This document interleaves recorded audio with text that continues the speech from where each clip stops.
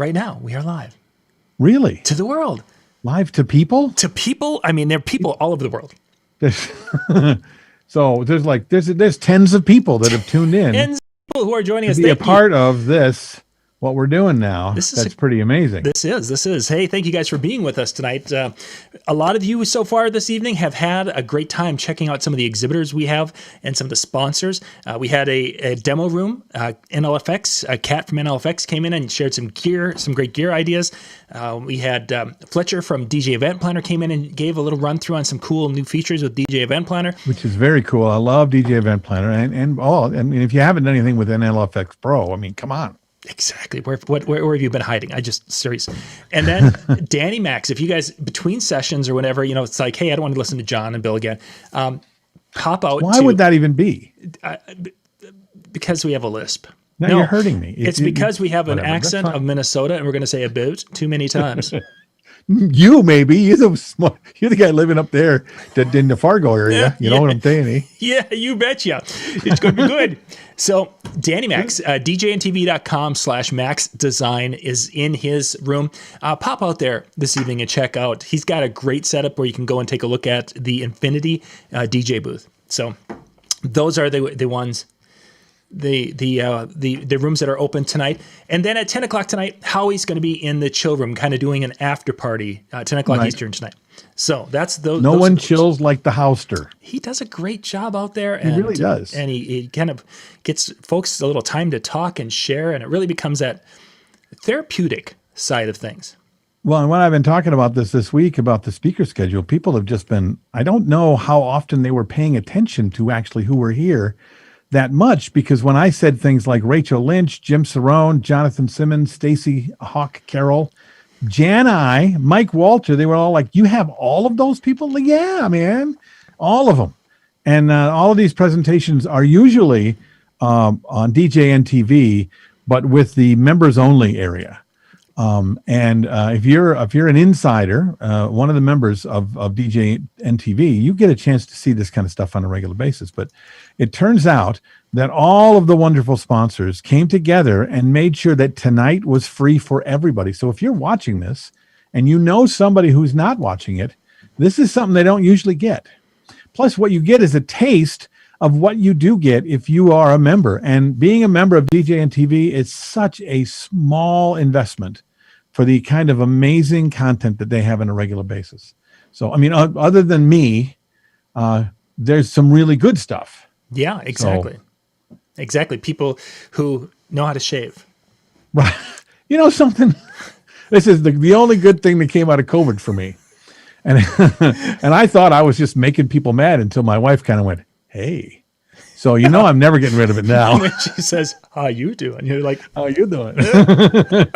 So our first speaker tonight, I don't know that I've had a chance to meet her personally.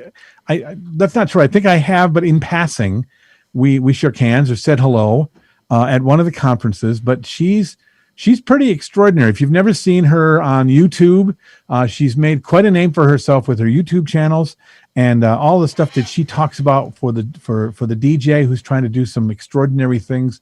Plus, she's a single op that works and works out of Connecticut, and I'm sure she goes all over the country. But her YouTube thing is really amazing, and we're really, really excited that she's going to be opening up things today. She did, and kind of tying into Max Design, Danny's booth.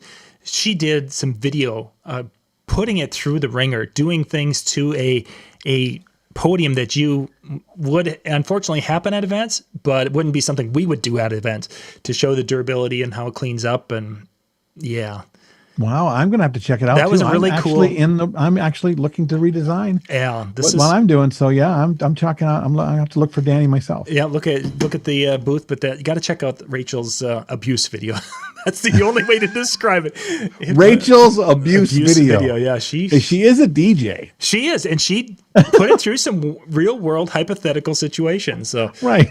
But I'm sure she doesn't call it the abuse video. Yeah, no, that probably is a whole different thing that's going to get us all in trouble. No, I'm saying that's a different YouTube channel. The Infinity DJ console. That was. I've had people say, "Did you see that?" It's like, yeah. Well. So after Rachel, we're going to have Jim Cerrone. So you want to stick around. We'll tell you a little bit about what's happening after that. But right now, Is she ready to go? She is. Let's get to it. Awesome. Hello friends, it's DJ Rachel. So excited to be talking to you here on DJNTV. With things starting to open up across the country, I figured this would be a perfect time to talk about getting back in the saddle, getting back behind those decks, and making sure that we're putting our best foot forward when we're finally able to get back to doing what we love. Over the past year, we obviously had a lot of downtime, and it was amazing to see so many of you use that downtime to your advantage. Finally, checking things off that list that we always said we never had time for or were procrastinating on. From streaming on Twitch to revamping a website or even reorganizing a hard drive, DJs were using this downtime to make sure that when things opened up, they were going to be better than ever. All of those things are great, but there's one thing that every DJ should be doing right now before getting back to work. And that is, drum roll, evaluating your backup plan. Basically anyone can show up to an event and play music, but executing that event seamlessly from start to finish with confidence is what's going to set you apart as a true event professional and event host. A big part of that confidence and seamless execution comes from having a solid backup plan. The saying goes, a professional is not only defined by the things they do right, but how they handle the situation when things go wrong. Most of us know that hope is not a backup plan, or at least not a very good one. And I think we all can agree that we need backup plans, and I don't think that that's the issue here. I believe the majority of us actually have a backup plan in mind. What I want to discuss is the less tangible ideas. I think we all can agree that we should have an extra hard drive or thumb drive with music on it, maybe an iPad with a 30-minute mix on it to get you some time to kind of troubleshoot whatever the problem is, extra laptop, extra power cords, all the connectors, bells, whistles, things like that. No argument there. What I'm proposing is evaluating how good your plan is, how easy it is for you to execute, and how seamlessly can you go from plan A to plan B. It might sound good on paper, it might be friendly to your wallet, it might even be what your best DJ friend is currently doing themselves. But the question is it going to work for you? Or is it going to be awkward? Are you going to bumble and fumble around? Are you going to feel comfortable in the moment? And I want to share a story with you. It was a year ago, February, that I was rocking a club room in Hartford, Connecticut, having the time of my life, when all of a sudden, my brand new Razer laptop had the blue screen of death. My laptop has given me the blue screen of death. I pulled out my emergency thumb drive, and if it wasn't for that, I would be screwed. I have a laptop that for the first time keeps rebooting. Nothing I could do to fix this thing. See, look, there we go. Thank God I had the MCX 8000. I had my flash drive right here. Engine came to save the day. The stress of this was crazy. So anyway, DJs, make sure you have your backups because you just never know. Luckily, I was DJing with my MCX 8000, which does have standalone mode. So once I figured out that there was a problem, I had maybe 12 to 15 seconds of dead air. I was able to pull a thumb drive out of my backpack, plug it in, and get the music back on in a pretty timely manner. I was very grateful that I had a viable backup plan, but what I didn't like is how uncomfortable I was using it.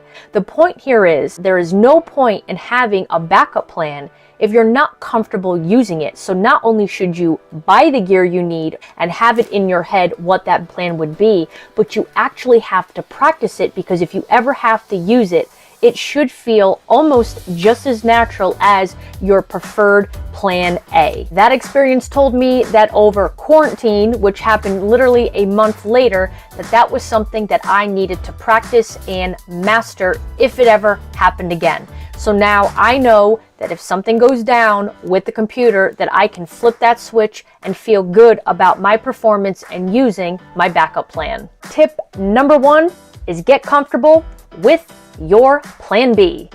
Tip number 2 is make sure that you have some DJ colleagues in your network that you can count on. And I don't think a lot of DJs give this enough thought. Typically, again, when we think of backup plans, we're thinking of extra wires and hard drives, but we're not thinking about who can support us in a time of need or a crisis. We've all been through a really crazy year, and I think now more than ever, it's important to touch base, check in with a DJ friend, or if you don't have any of those, it's time to start making some. I think sometimes we have a tendency to put up barriers, not want to communicate, reach out, and make these types of meaningful relationships.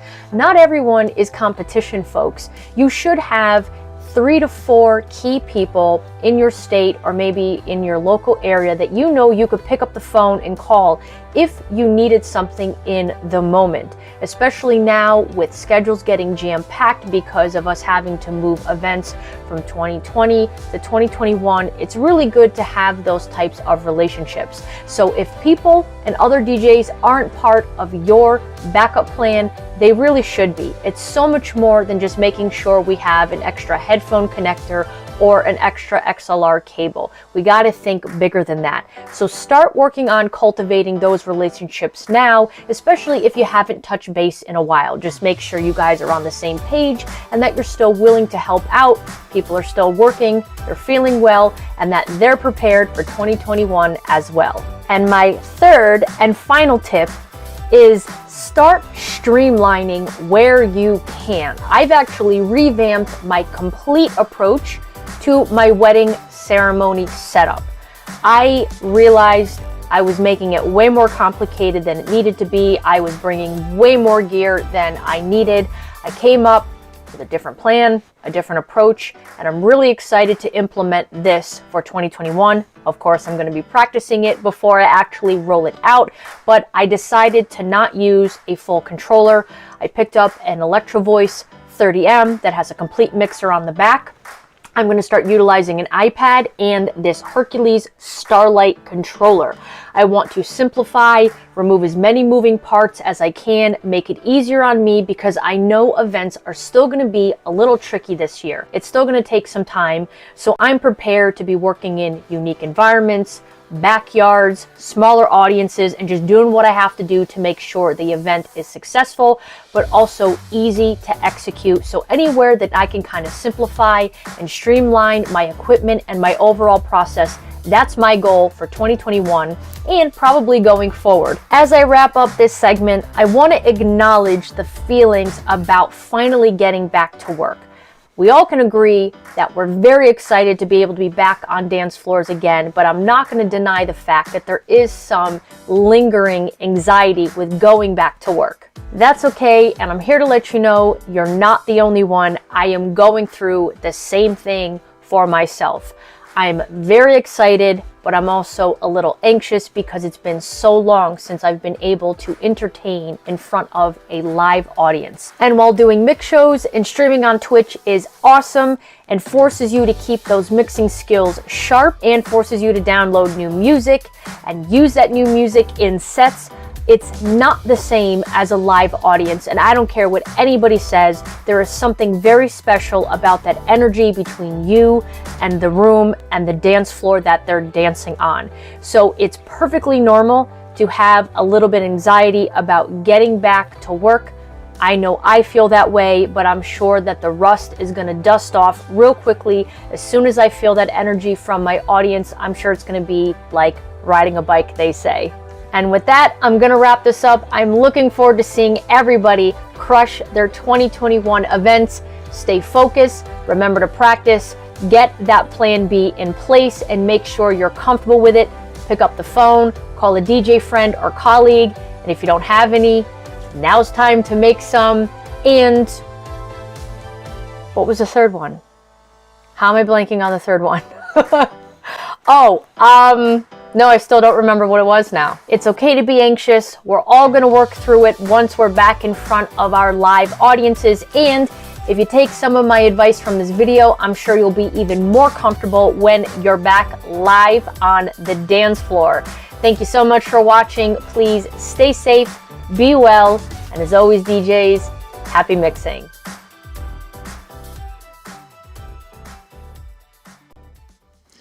So that was Rachel Lynch. And Bill, I want to talk a little bit about the anxiety thing. But before we do that, for those of you Will watching, you be my friend? You'll be my friend, right? I need a friend. According to Rachel, I need a friend. You do. But we'll get to that. Before we jump, though, because I do want to touch on that anxiety thing she did.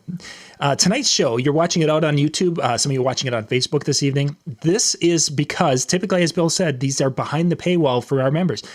Because of our sponsors, those links of all the different sponsors that you see, those are the people that made it possible for this to be available for everyone. So if you're not a DJNTV insider, no problem. They have helped fund this to put this together. So right, and one of the sponsors she talked about, Max PB Designs. Yes, exactly. Danny Max, which you guys can check his room out.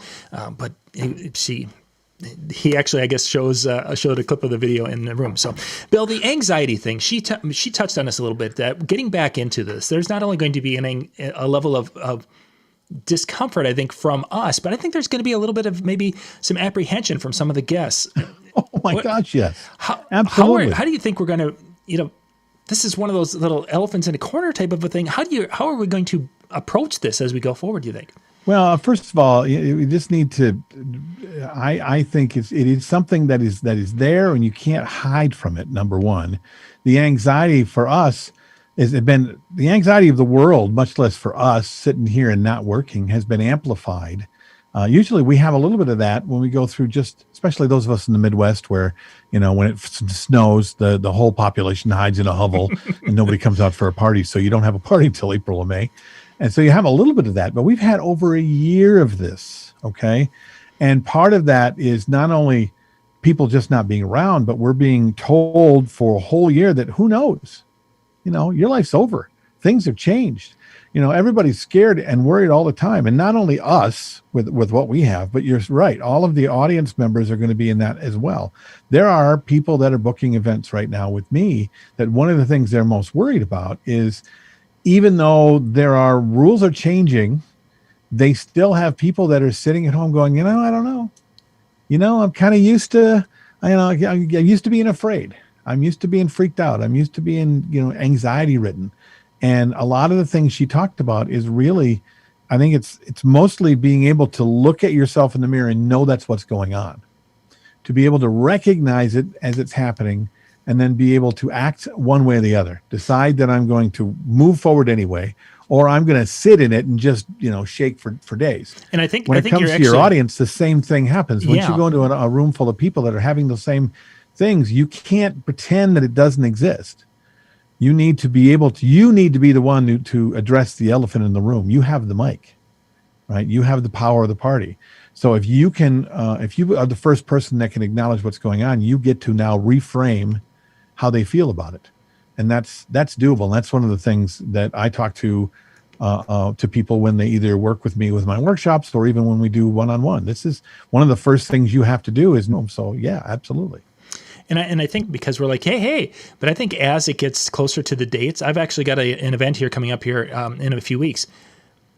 A month and a half ago, people were like, yes, we're going to be there. And as time has progressed, that anxiety with people who are used to staying home, for lack of a better way to describe it, it's a real thing. And they're starting to really question, am I really going to do that? Or am I just more comfortable staying at home on the couch? It is weird, isn't it? I mean, I have teenage kids, and they were raised in a time that was very different from you and I. I mean, when they were raised with phones and internet access and tablets and computers, so their world could be in a small space like this. So a lot of those kids and those people that age already have that anxiety of, I have to leave my little area. Yeah, right? exactly. And we didn't understand it until this year. We've had a whole year of we didn't leave our little area, right? So not only can we see what our kids are going through, but you're right. I mean, once people step out and start doing things, there's going to be those people that run into the room. I can't wait to party. But even those people are going to be running in and hiding the fact that they are nervous. The real thing is going to be that conversation's happening with whoever it is, no matter how gung-ho they are. That's happening for them too. Usually the most gung-ho are the ones that are most worried. Very possible. Yeah, definitely hiding that concern. Hey, so up next is this guy by the name of Jim Cerrone. Have you ever heard of him? Never heard of him. Yeah, he's a new guy just coming onto the scene. Yeah, he's a kid. A kid, yeah, new kid coming onto the scene. And what's he called? Hold on. It's called the perfect host. Yeah, that's kind of perfect That's pretty host. presumptuous, first of all. It is, but I mean, let's face it. If you see the preparation, he was hand sanitizer before hand sanitizer was cool. Yeah, he is actually. Most people are like 80% water. He's mostly Purell. He's Purell. Yeah, he's from Indianapolis. He's about 7.5 feet tall. I think he used to play for the Pacers. His hands are big enough to cover, most small child's head. Just crack. He's freakishly large, really. But he is also one of the kindest, most well versed people I've ever met. He's very smart. He worked in radio for years in music programming, so he knows more about programming your sets than you'll ever know. And he's been an actor as like me for years on film, commercials, theater, radio. So this guy's got a lot to share and an interesting perspective. So I'm really looking forward to, and I hope that you are too, of what he's going to share with us today. Ladies and gentlemen, Jim Cerrone. Hey, it's Jim Cerrone, the perfect host. Thank you very much, John Young, for having me be part of the DJNTV training night. It's virtual DJ learning, and I want to play you a couple of clips. We've all had a lot of time to binge watch. One of the favorite shows that my wife and I have been watching is Chef. It's not the movie Chef, which is a favorite of Mike Walter, which is also a great thing, but it's a series that Jon Favreau put together. And it just follows him around to some of his favorite restaurants, and they sit and they talk food. But as we were watching this episode, this really hit me, and I want to share it with you now. When people are like waiting in line to see a movie they've been waiting for, they'll see like the midnight show of Iron Man. Purple Rain effect, all that. You've been hearing so much, you're anticipating it, and you're getting ready. And so as soon as it starts, and everybody else feels that same way. Mm-hmm. And we're really communal animals where we pick up on each other's energy. So, absolutely. Especially as the people are all on their phones and doing their own thing, we all come together for a show, a concert, a meal. You appreciate it because it doesn't happen all the time. It really doesn't. So they're sitting around enjoying some barbecue. They're in Austin, Texas. And John says something that I really want to highlight.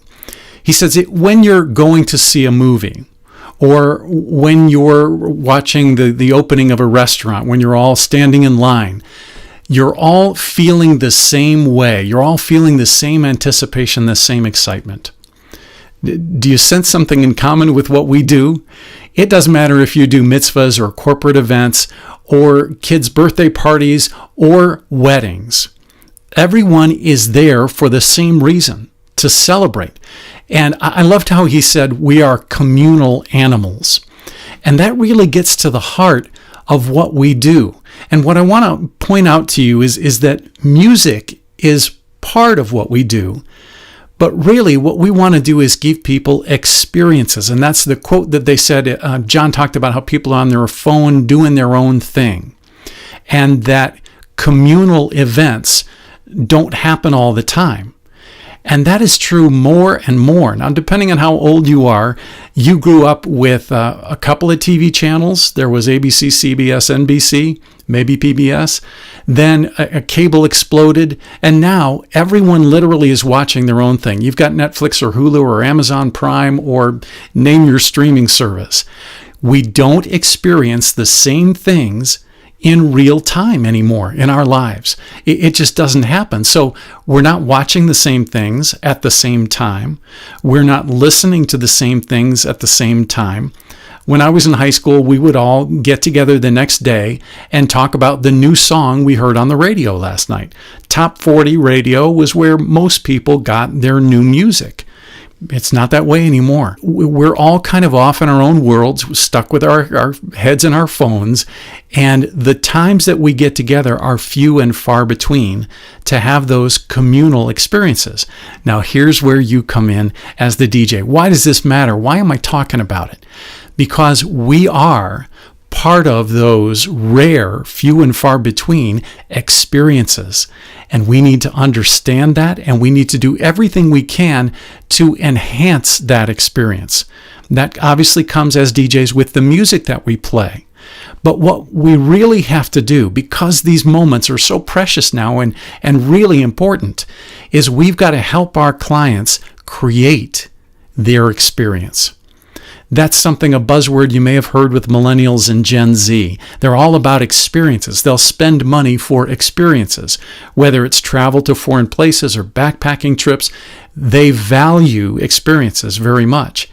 And what we can do with our experience and our ability as a personality, as somebody who understands production, as someone who knows how to plan events, we can take all of those skills and abilities that we have, and we don't always think about them as important, but trust me, they are, and they're only going to be more important because these communal experiences, these times when we all get together and we're all feeling the same excitement for the same thing at the same time, is so rare, and we can help our clients do that. So I want you to really think about how you can make that happen for your clients. Maybe it means you have more frequent meetings or longer meetings, so you have time to discuss, really dig deep with your clients and ask a lot of questions so that you can help them create an experience. So stop thinking of yourself as just the DJ. Try to stop thinking of just the music. The music is a really key part to creating the atmosphere. Think of when the guests first walk in. Is there silence? Is there music playing? Is the right music playing? Is it the right volume? Is it the right vibe, the right environment that your clients and you agreed on? That's a really key first impression that clients have of this experience. And then you need to figure out how to run that line all the way through, from cocktails through dinner. Doesn't matter if you're doing a gala or a mitzvah. The timeline, and creating a timeline that is seamless and flows logically. You want to help your clients put things in the right order and then help them predict how long things might take so that, again, this experience is seamless. There's nothing to take people out of it. Sometimes you're sitting in a movie and you haven't realized an hour and a half has gone by and you're just really sucked in. But then something happens on screen that pulls you out of the movie. Either a character is acting in a way that isn't true to the story, or you can see that they're standing in front of a backdrop instead of the actual background of the shot that should be there. Those things take us out of the experience. You never want to give guests a chance to look at their watch. You want to keep the experience going at a comfortable pace. And again, that's something that we naturally think of in terms of tempo.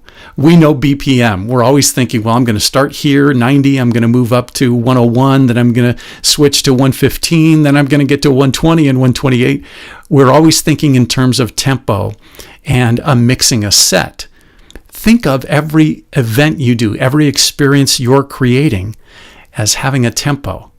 And that tempo ebbs and flows. It goes in waves, and you can help your clients bring that part into their experience as well. When you take ownership of the whole event, you think, act, and plan differently. You're really involved in creating the experience for your clients, helping them work together with them to make sure the music, the part of the soundtrack that creates the tempo of the event, the pacing in terms of what happens when, so that this very rare time when everybody is they're experiencing a communal event is the best experience it can be. Let me close with one more clip from the show. I believe that everyone wants to be spoken to on some level. Everyone's in search of connection, and with food, the easiest way to speak to someone is through something they already know. I love how she says everyone wants to be spoken to.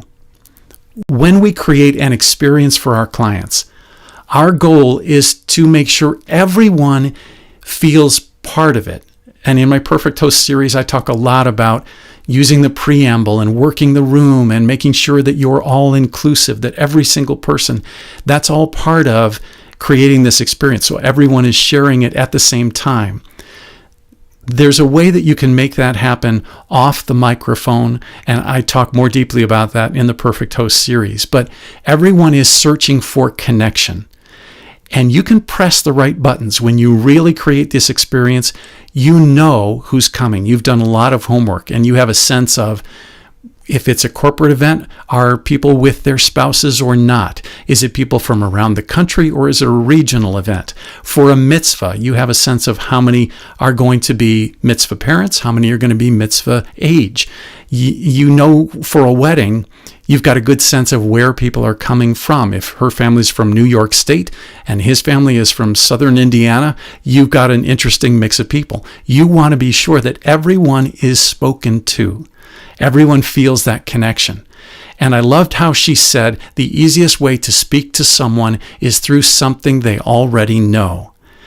We don't all experience the same things anymore. It's very hard to find that common thread. Music is more diverse than ever before, but there are songs we know will always work with everyone.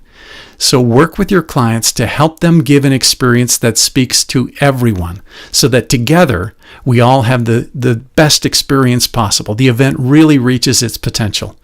I'm Jim Cerrone, the perfect host. Enjoy the rest of the DJNTV training night. Thanks so much. See you soon. Where do you want to go? And that's it. Hey, so that was Jim Cerrone. I got to shut my mic off. There we go.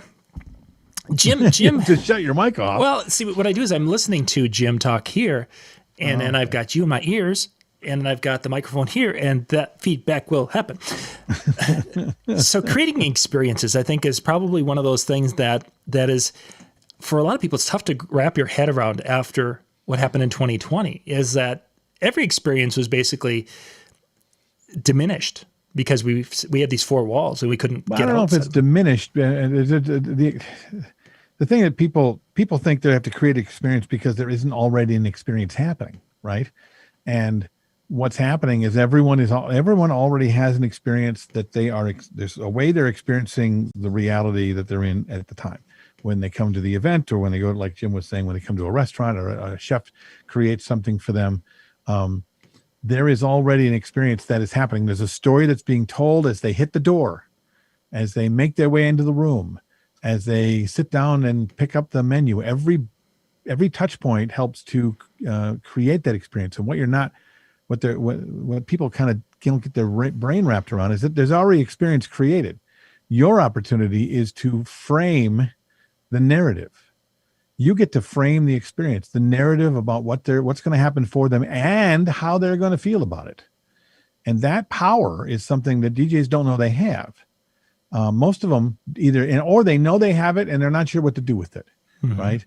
Usually they're kind of in the event with everybody else. So when everyone else experiences it a certain way, the DJ will they're good at seeing it happening and able to jump in like they created it, maybe enhance what's already there, as opposed to knowing you can create it from the very beginning. And that's what the chefs were talking about when Jim was talking to those people and those video clips. And that's really what he's trying to touch upon. And one of the, and that's what I try to talk to anybody who comes to me to, when it comes to trying to take that evolutionary step with where they are. Yeah, we're nervous about the fact that things are going to be different. We're nervous that there's all this stuff happening in people's minds when we decide that we're going to get back into this and take over the events. But really, we just have to go. We have to come to the events knowing where everybody is and have a place to take them, because people want to go. Yeah. Okay. They want to experience it. They want to be told the story. The chef was talking about how they want you to take them somewhere. Mm-hmm. Okay. Whether or not they're saying it or not, you go to a restaurant and you get exactly what you expect. It's okay. Right. But usually we're not expecting perfection every time we go out, right? We're expecting there's going to be a few things that screw up, as much as we like to have a nice night, but I'm expecting a few things are going to go wrong. And so they're already expecting that the day is not going to be great. And because they went through a whole year of the life sucks. Okay. They're holding back their expectations. So their opportunity there, when you start doing these things, is knowing that their expectations are very low. You can understand that within the creation of that experience, you can now frame a narrative. But if you don't know what that narrative is, then you're just kind of bouncing off however they react to you. Understanding the narrative is talking to your client, right? seeing what's going on in the room. You could pick yourself, but if you're hired by a client, they're going to want a certain narrative being told, and they want people to feel a certain way, right? For sure. Hey, Bill, we need to continue on to the next one. You remember Jonathan? I met Jonathan Simmons for the first time on one of these, and then I got to meet him in person about a year ago. A little more than a year ago, when we were just before the pandemic hit, and you and I were in Las Vegas with the DJNTV presentation in coordination with the Photo Booth Expo, and he blew everybody away. I met him for the first time and saw him do a presentation here, and then when I saw him on stage, he draws people in. He's very thoughtful. He's very smart. He's got a multi-op in Arkansas, and as you'll hear, he's been struggling like the rest of us, even though business-wise, he's very, very successful at what he does. I think it's going to be interesting to hear kind of the journey that he's been going through and how he's been handling things. Ladies and gentlemen, DJ Woo Pig, Jonathan Simmons. My name is John Simmons.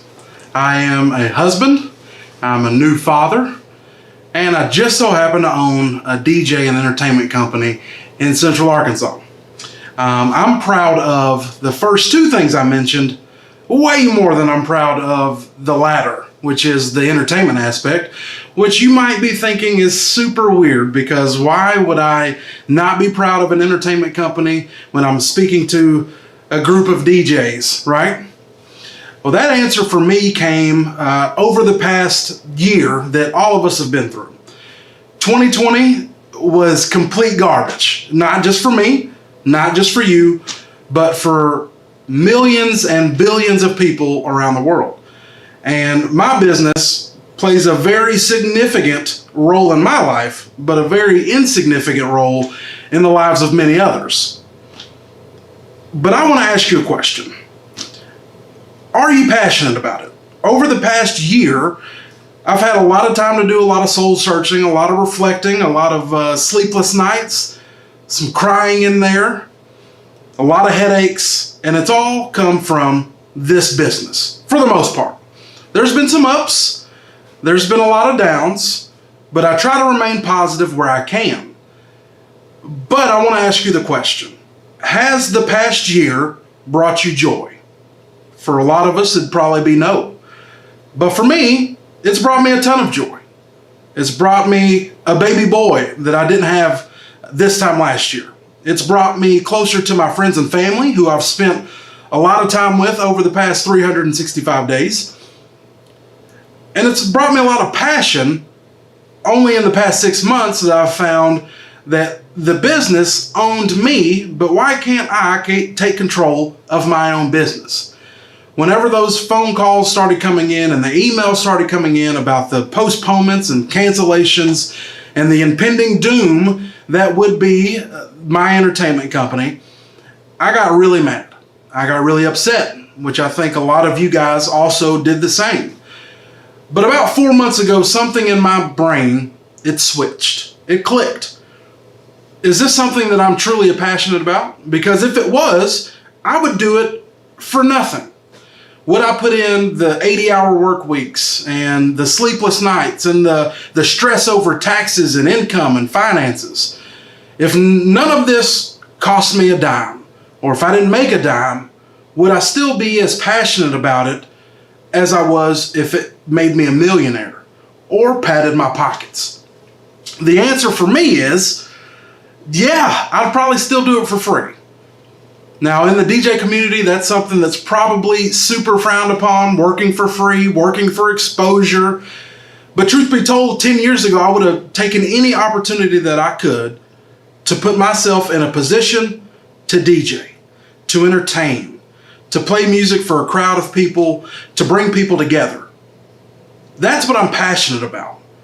And I've found over the past 10 years of running my company that passion had dwindled.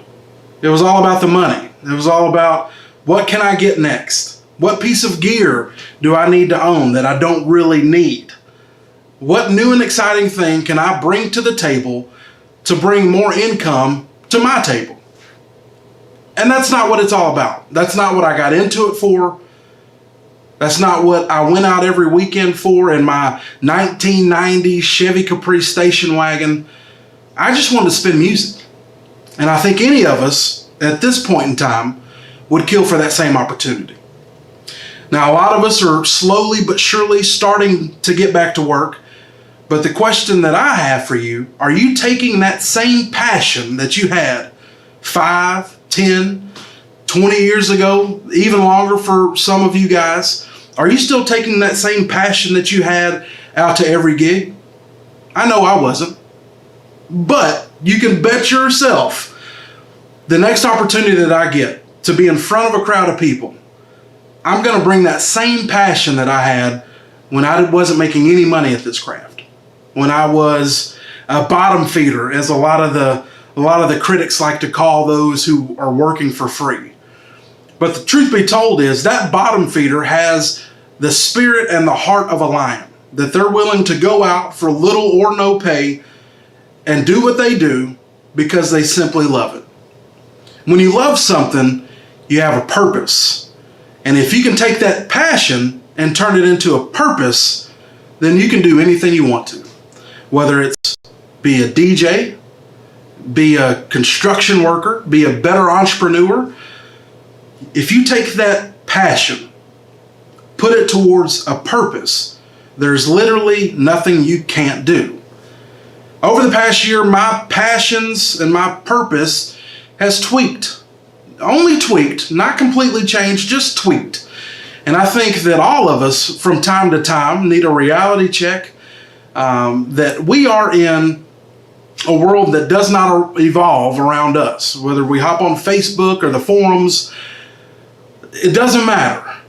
As you can see and as you can tell over the past year, there's a lot more important things on the other side of this camera lens or on the other side of the DJ booth than weddings and parties and clubs, because the world has went on without us.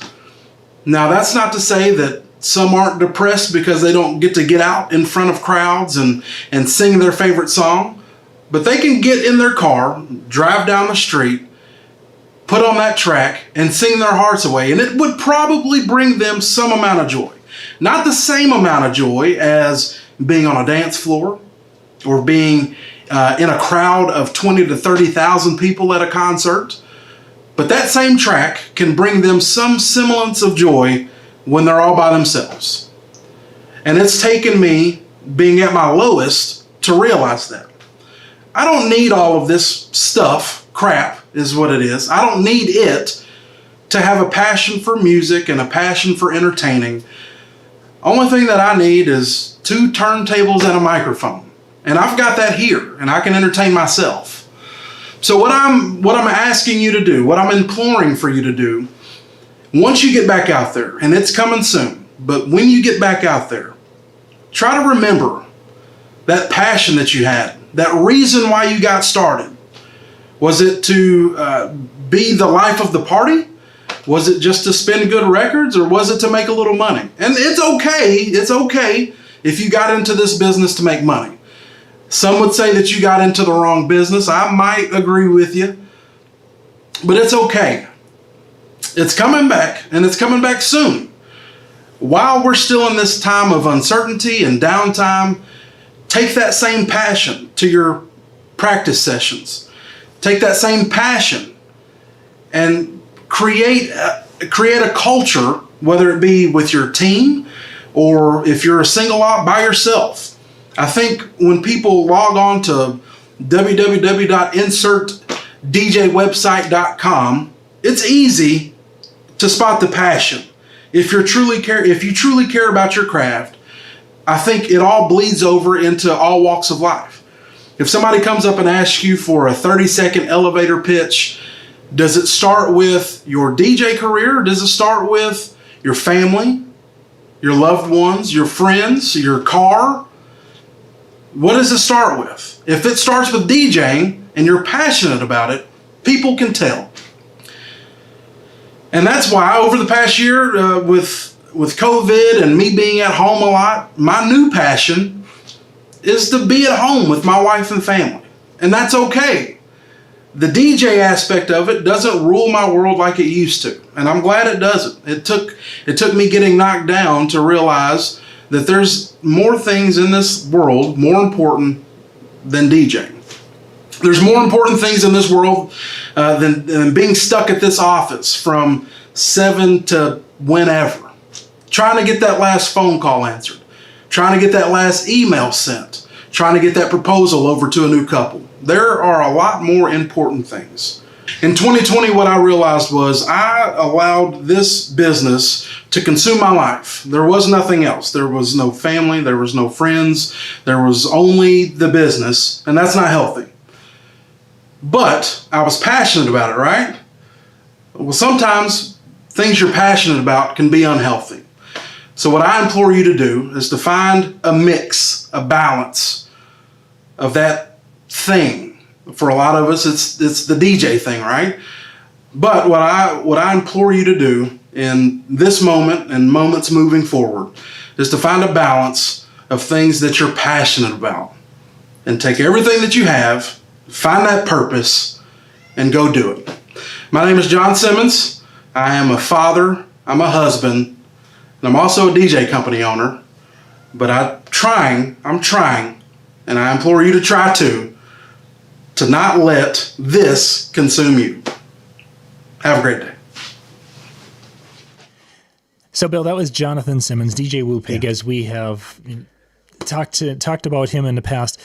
I think the part that stands out to me from his presentation, and he's talking about his passion, how it was really consuming his life, his passion for DJ and running the business, to get it to that success, and how he has, from 2020, evolved into understanding that there's more to life than just the DJ business and that family and friends. He can still be passionate about playing music and being a DJ. Right. But there's there's more to life. And I think a lot of us ran into that this year, that I've heard people say, wow, who are these people that are here? Who are living in my house. Yeah, exactly. Right. And I think, yeah, well, when you're an entrepreneur and when you have your own business, it is easy to fall into this is who I am, this is what I do. And a lot of people, to be able to get past that, they go through a lot, including therapy, to be able to work that out. And we were given a lesson in that. Like overnight, it was dropped on us that, okay, so the rest of your life is there at your house. And you can't escape it now. So, to find that passion again, to see where those things, because there's a reason you don't work just to escape your life. You want to be able to work to be able to enjoy your life more. And I think there's been some people that have noticed that maybe for a while they were trying to escape their life. Yeah. And I think it's when you're an entrepreneur, and you're sole proprietor, which many of us are, that it's easy to do. You can bury yourself in this world, and the hours and the timing and the amount of time you can put into it, it can be unending, and it doesn't match up with the rest of the family. Right. And with something like this, it seems as though we can't predict, right? And we also got a lesson in you can't predict, right? As much as we thought we had a handle on this, the handle was pulled off the door, and then the door was ripped off the hinges, and then they hid the door for a whole year. And then when it's coming back now, the door doesn't look the same, and neither does the handle or the doorknob. So it's there's a lot to be learned from the multi-ops and understand the systems and procedures that can put together something that can make you money without you having to put more time and effort into it, to be able to understand that there should be a balance in your life between what you do to make the money, and that the reason you're making the money is so that you can really drink in your life. Because why, I think that's, if the people, the guys that tell me that they have difficulties with their marriage, usually it's because of this right here. Exactly. They say, well, my wife doesn't really understand. Well, she doesn't understand because you're never around. Exactly. Yeah. Right. And that's why she doesn't understand. Bill, we need to jump to the next. We've got Stacy Carroll coming up next. Oh my gosh. Yes. Stacy, if you guys haven't followed her on Facebook, you need to go out and find Stacy Hawk Carroll on Facebook. Stacy is one of these people who is just absolutely loves to mix and create her own mixes. She's got a lot of cool things. We've done some shows where she's talked about that. But tonight I wanted her to kind of stick to our getting back into games. So she's got some tips for you, Bill. I know you've been taking notes. She's been giving me wardrobe tips. Because for a while, her and I were dressing exactly the same. I know those leather pants. I saw that. I don't want to make her look bad, and that's what it was. She was like, "You're making me look bad." I know, and it was. Look at you. You walk away from me, Bill, and I can't. I'm like, this is terrible. Yeah, she's making me wear suits now and hide my figure. I understand. That's a tough thing. So, ladies and gentlemen, Stacy Carroll. Hey everyone, I'm Stacy, and I know we've had a crazy year in this past 2020, and now as we head into 2021, I'm so excited to get back into all of the weddings and putting everything together and getting back into the saddle. We have so many people that have put off all of their parties and all their celebrations and all of their weddings, and they're ready to get back into it and celebrate and have fun. We've got a year plus of pent up energy that we want to let out and just make it awesome. And so as we head back into putting those events together, one of the most important things that I can stress is to prepare.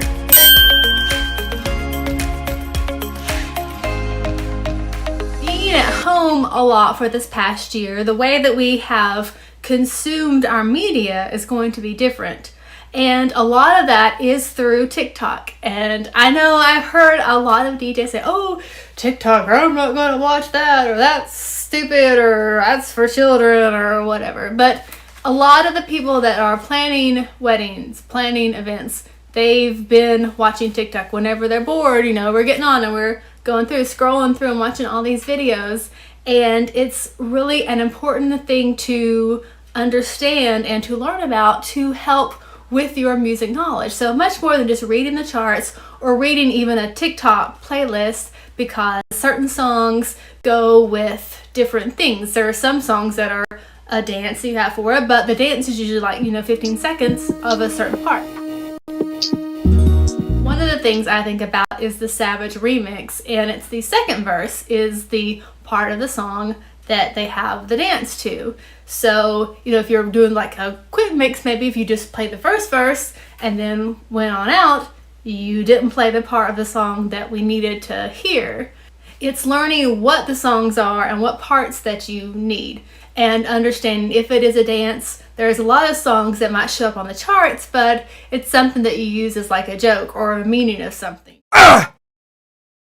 It's one of the most easily customizable experiences for social media, because you go through and you like certain things, and the algorithm is great because then it picks out things that it thinks you will like based on what you have liked. So starting out, it's probably going to show you a bunch of strange things, random things. You're going to be like, this is stupid, but just go through. If you see something you like, click it, like it, and then it's going to show you more things like that. So the longer you spend getting into it, then the more you're going to get something that applies to you. So yes, even if you are old and you're not into the whatever you think TikTok is about, there's going to be videos for you. That's what a bunch of my videos are just about, like middle-aged mom stuff. And it's like, my son's in middle school and I have all these videos about it. I'm like, this is the funniest thing I've ever seen. So you're going to get things that are customizable specifically for where you are and in your point of life. I promise you, from, if you're a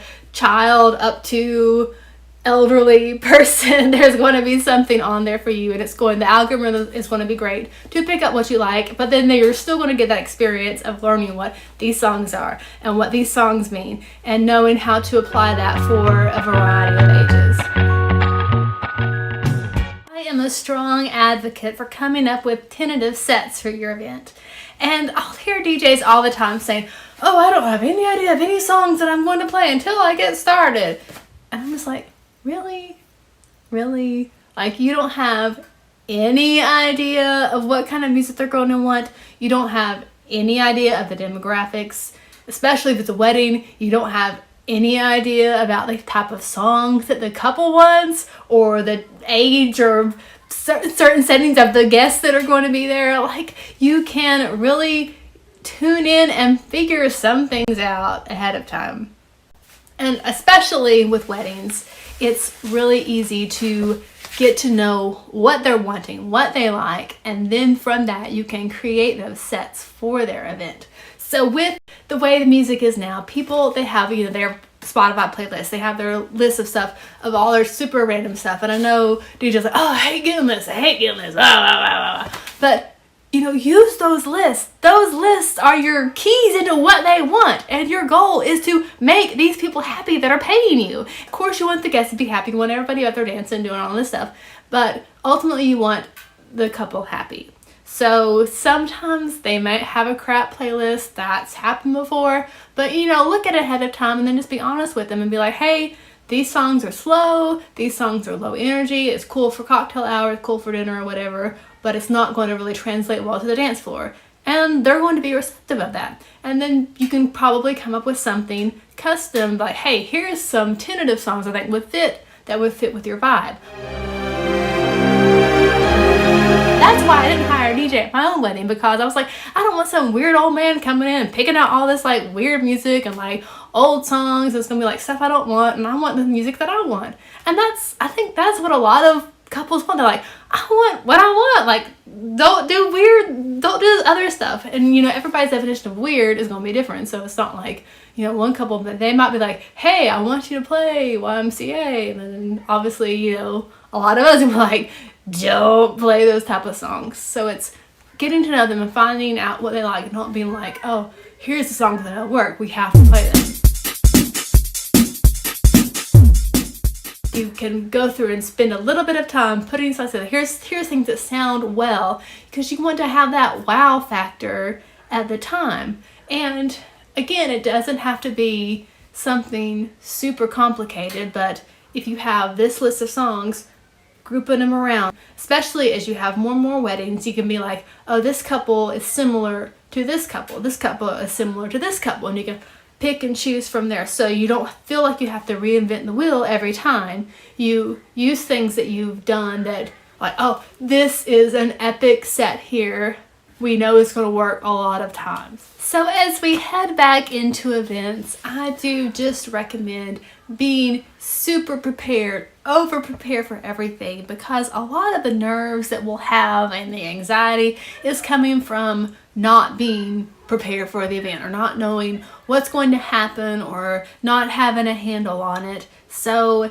making sure that everything is covered, thinking of all these possible scenarios, and putting a little bit of extra time into it, because I really feel like if you put that little bit of extra time into your event, then you can have peace of mind and feel more rested, and you're not having this anxiety and worry about what's going to happen. We also want to think about our equipment and what we need, because we might have stuff packed up for a year we haven't used. If you've been like me, we've had random little shows, we've done stuff in the house, we've done stuff at a little venue somewhere, and we have brought things out, and there's like things out of boxes that need to go back in. We have little pieces, I need to take this off and use this for something else. It's thinking about everything that you'll need, thinking about all the little random stuff that you took off and you took out and you put out somewhere, and making sure you have every single thing that you're going to need for the event. Get yourself organized.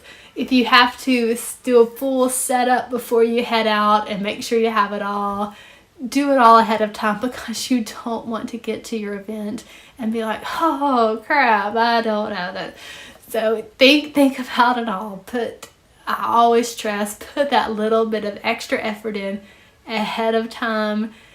Know it's taken care of. You can relax, let the stress down, and then know whenever you get to your event, you've got it all, and you don't have to worry and stress about it. I'm big on minimizing the stress and anxiety, because it can creep up on me. So I want to help to calm it all down, have a handle on it as much as I can, and just go into your events with this positive, happy mentality, because all these people have been cooped up this past year, Everybody's out ready to party and celebrate and have fun. It's going to be an amazing year. You're going to have the most, I believe, interactive group of people that we've had in a long time because they just want to go out and have fun. They feel free, especially, getting the vaccine, and they're like, I'm free now. So we want to give them this amazing time, and you want to have an amazing time too. So get rid of that stress that we can minimize if you take care of these little things ahead of time. So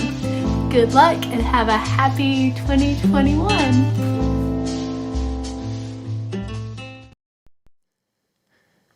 So that's Stacy Carroll there. Oh, I got to shut the things off there. So it's kind of interesting. She talked, we've talked a little bit about getting prepared and getting our head in the game, and getting our passion and things lined up here, and then Stacy hitting into the whole concept of the. I'll make sure I've got this set right. Stacy getting into that. I'll bring you in here, Bill. The plan, the prep and such, and to not shortchange that. I think that. I guess it's something that the head thinks about a little bit, but I don't know if that could be.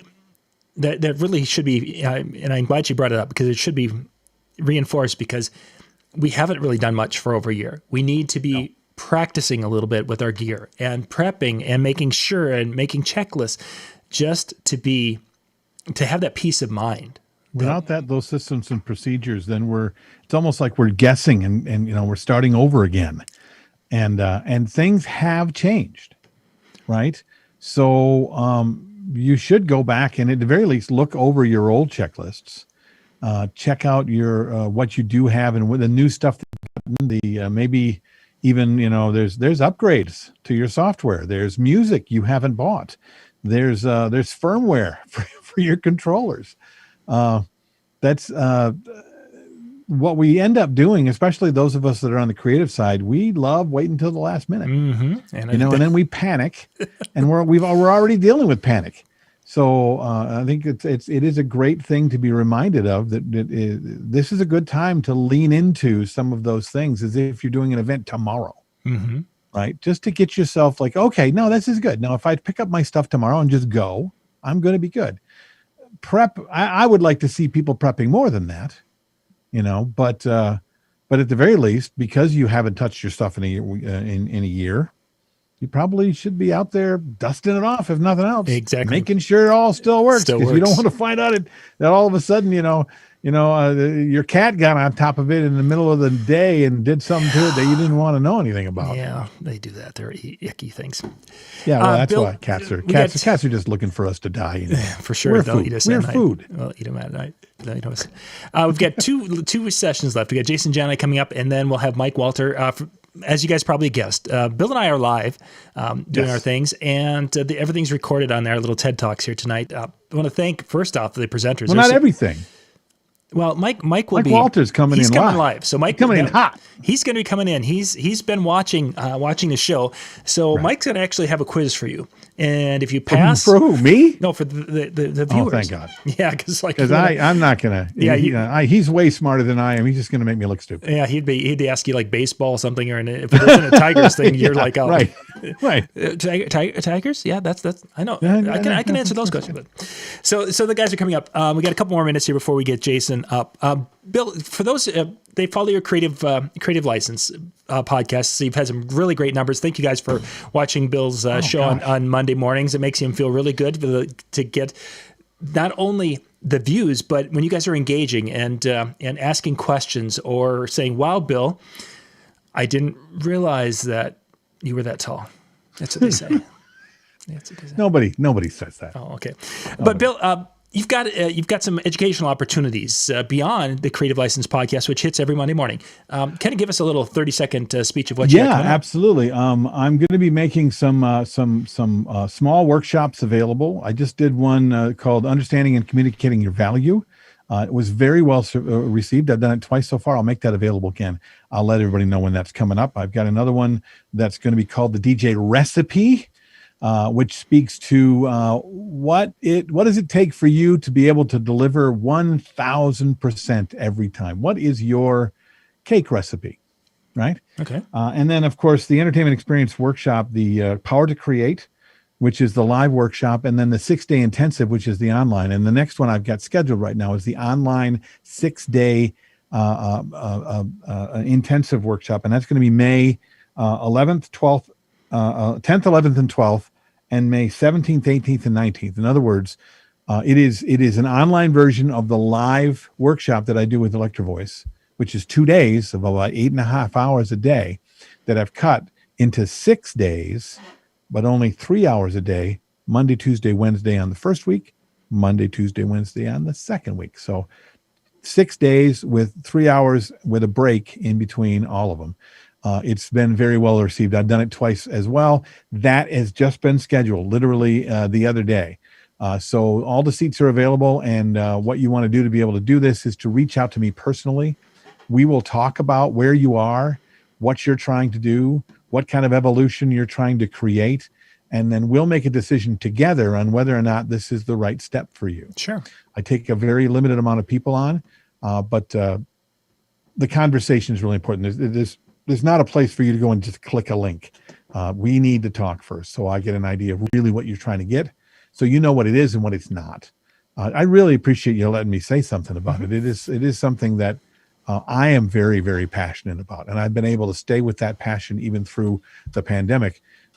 Sadly, I'm in the same boat as everybody else. I got a bunch of weddings that have been waiting to do things, and I serve a community that has not been working. Yeah. So I'm not doing a lot of workshops right now. I mean, not a lot of people are spending money on it, but that's okay.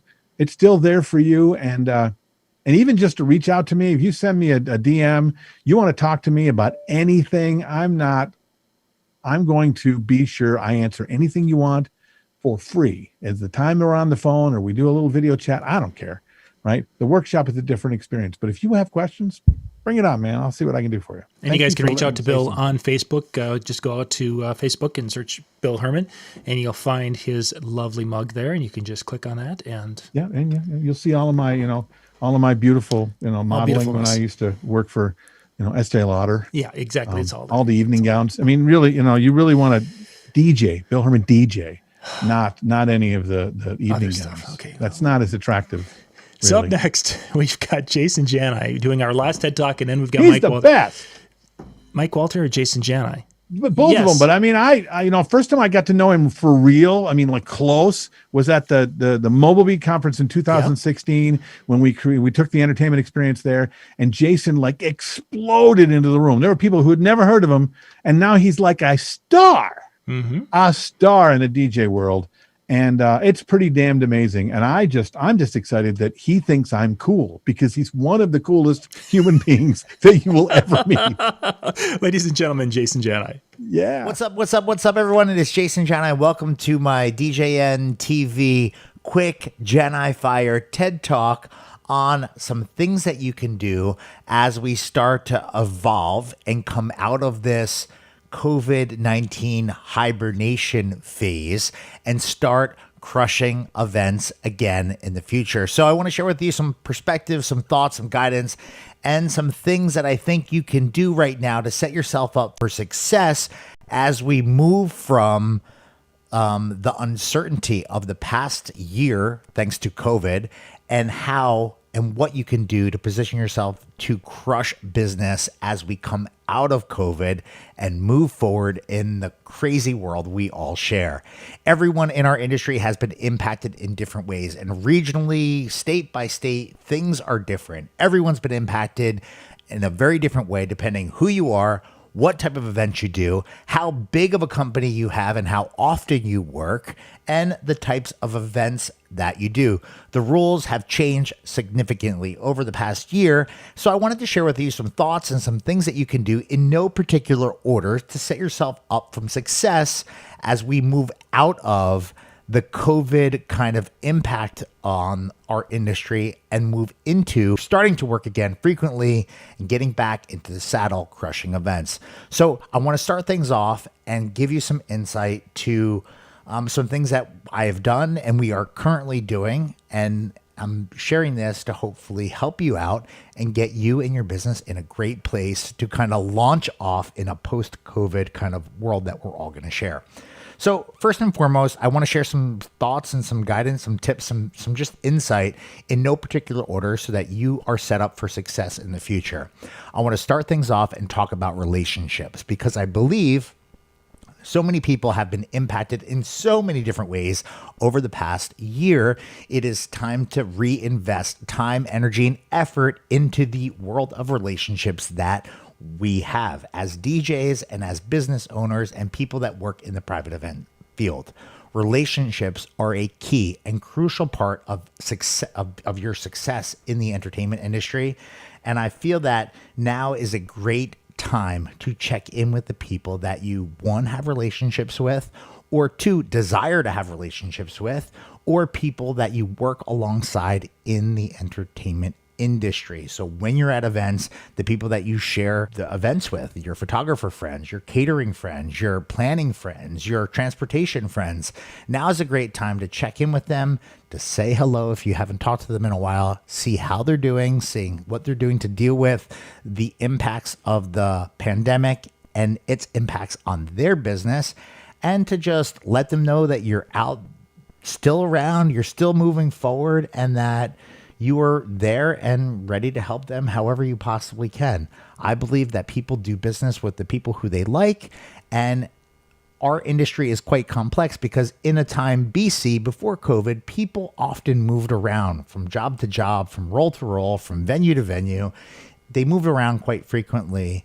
And I think that the overall infrastructure of our industry and the dynamic of our industry has changed over the past year. Some people are no longer in the industry. Some people maybe have moved on from one location or one title or one role to another.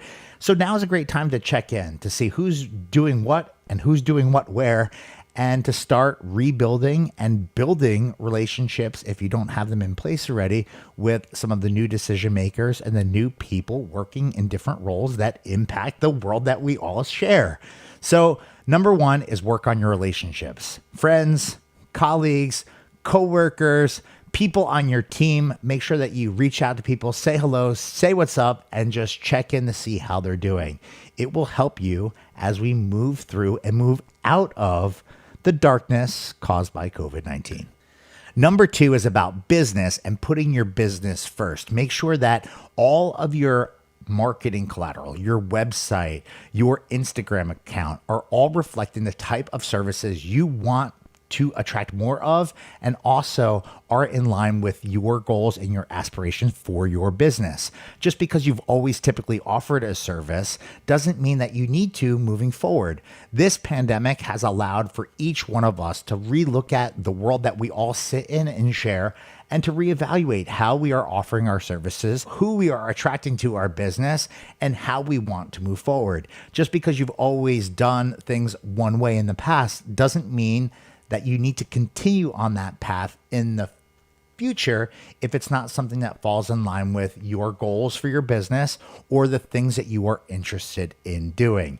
This kind of pandemic and the overall reset gives you the opportunity of realigning your business, your services, and your brand to fall more in line with the person you want to be and the DJ company you would like to be as we move out of this hibernation phase and into doing events full on as the light at the end of the tunnel now appears. Number three is about gear, and now is a great opportunity for you to set your entire DJ rig up and make sure that everything is fully operational. Make sure that all of your software and your firmware has been updated and is current. Now is a great opportunity for you to test everything and make sure that everything is properly working and functions properly in your overall setup. If there's adjustments that you need to take, now's a great time for you to get everything in line so that you are good to go when the events start rolling in, and they are coming very soon.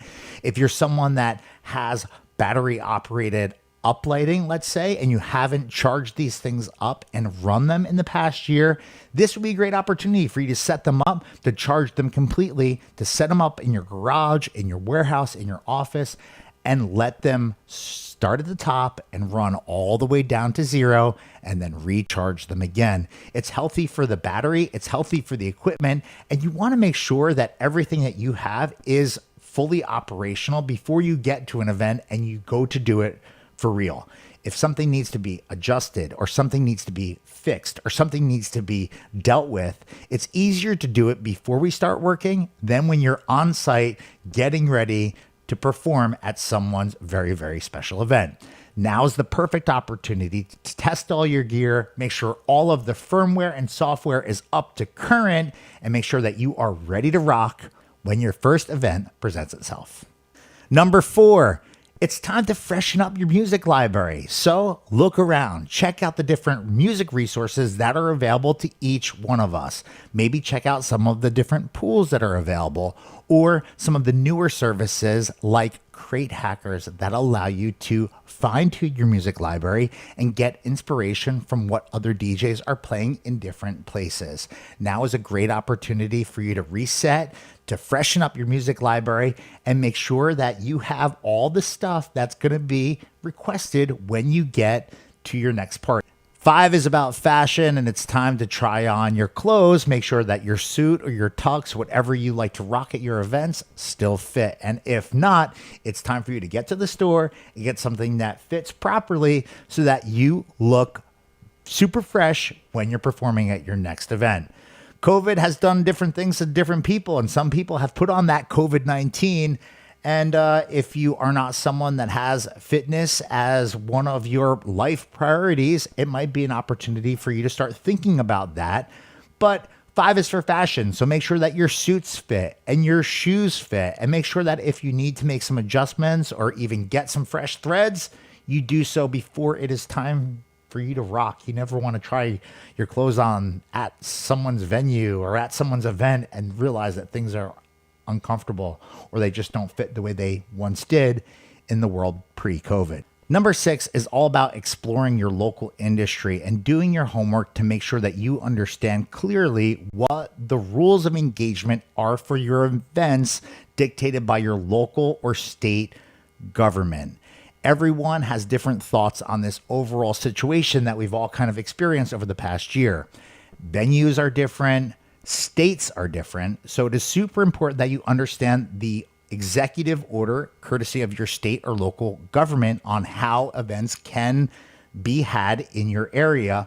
It is also super important that you reach out to the venues that you are having events at in the near future to get their take on how the rules of engagement need to be for the rules of which they want things to go or they want things to operate, and make sure that not only you are on board with that, but make sure that your couples and the people that you are doing your events for understand clearly what the rules of engagement are and how their maybe original expectations may have to be adapted slightly to fall in line with what that venue or your state governing body says can happen. This right here is a super important one for you to understand. And just because your state or government has an executive order in play governing one way of doing things, it doesn't necessarily mean that your venue is going to play by those rules.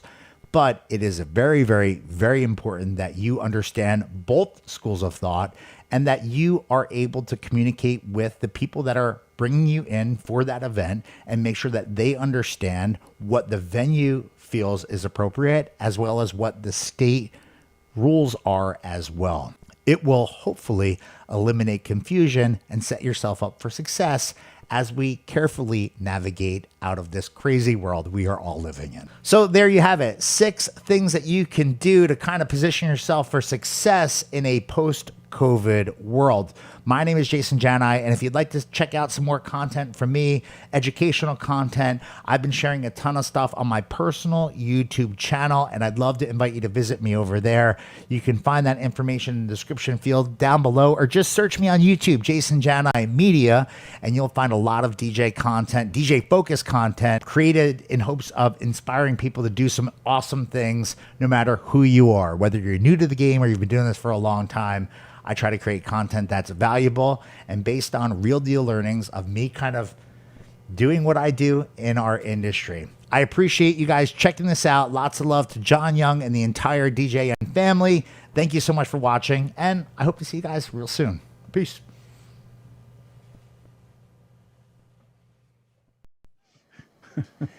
All right, that was Jason Janai. If you have not, Coolest guy on the planet, I tell you. yeah, if you haven't met Jason, you're missing out. Yeah, I don't know anybody who can get away with that. You know, he wears a stocking cap and a T-shirt, and he looks like he actually put that together. Okay, He did look good. and every camera he uses makes him look like he's on the X Games. Okay, I think if I started dressing like that and got myself one of those cameras, maybe I would look like I could be on crashed ice. What do you think? No. Okay, thanks. So we've been joined in this between session seminar by the one and only Mike Walter. Good evening, Mike. Good evening. How are you? We're doing well. We are doing well. We are up to that thing they call the headliner of the show. Nice. And I feel like Hendrix at Woodstock here. Yeah, and you've had been a lot. It's been a long but you're on schedule. Yeah, you're basically on schedule. Yeah, we're pretty good. We're pretty good, and we've had Which I think that makes Bill Herman wavy gravy, right? Is that right? Exactly. Would that be and you stay away from the brown acid, and if you don't taking light our something stage. on Oh, fire good by that the you time got this that is reference, Bill. Very Thank you. You're good. very I didn't know if welcome. you'd get that reference. If you don't Right. throw a match down on something in front of you before you're done, I'm going to be disappointed. There you go. Very good. I'll burn the guitar back here. Yeah. Okay. Yeah. Okay. I'm looking forward to it. Then. Nice. So Bill, I've known introduce Mike. I've known Mike for longer than I should. I think we met here in Minnesota at one of the you came to. Yeah, probably something John put together, right? Right. Yeah. Right.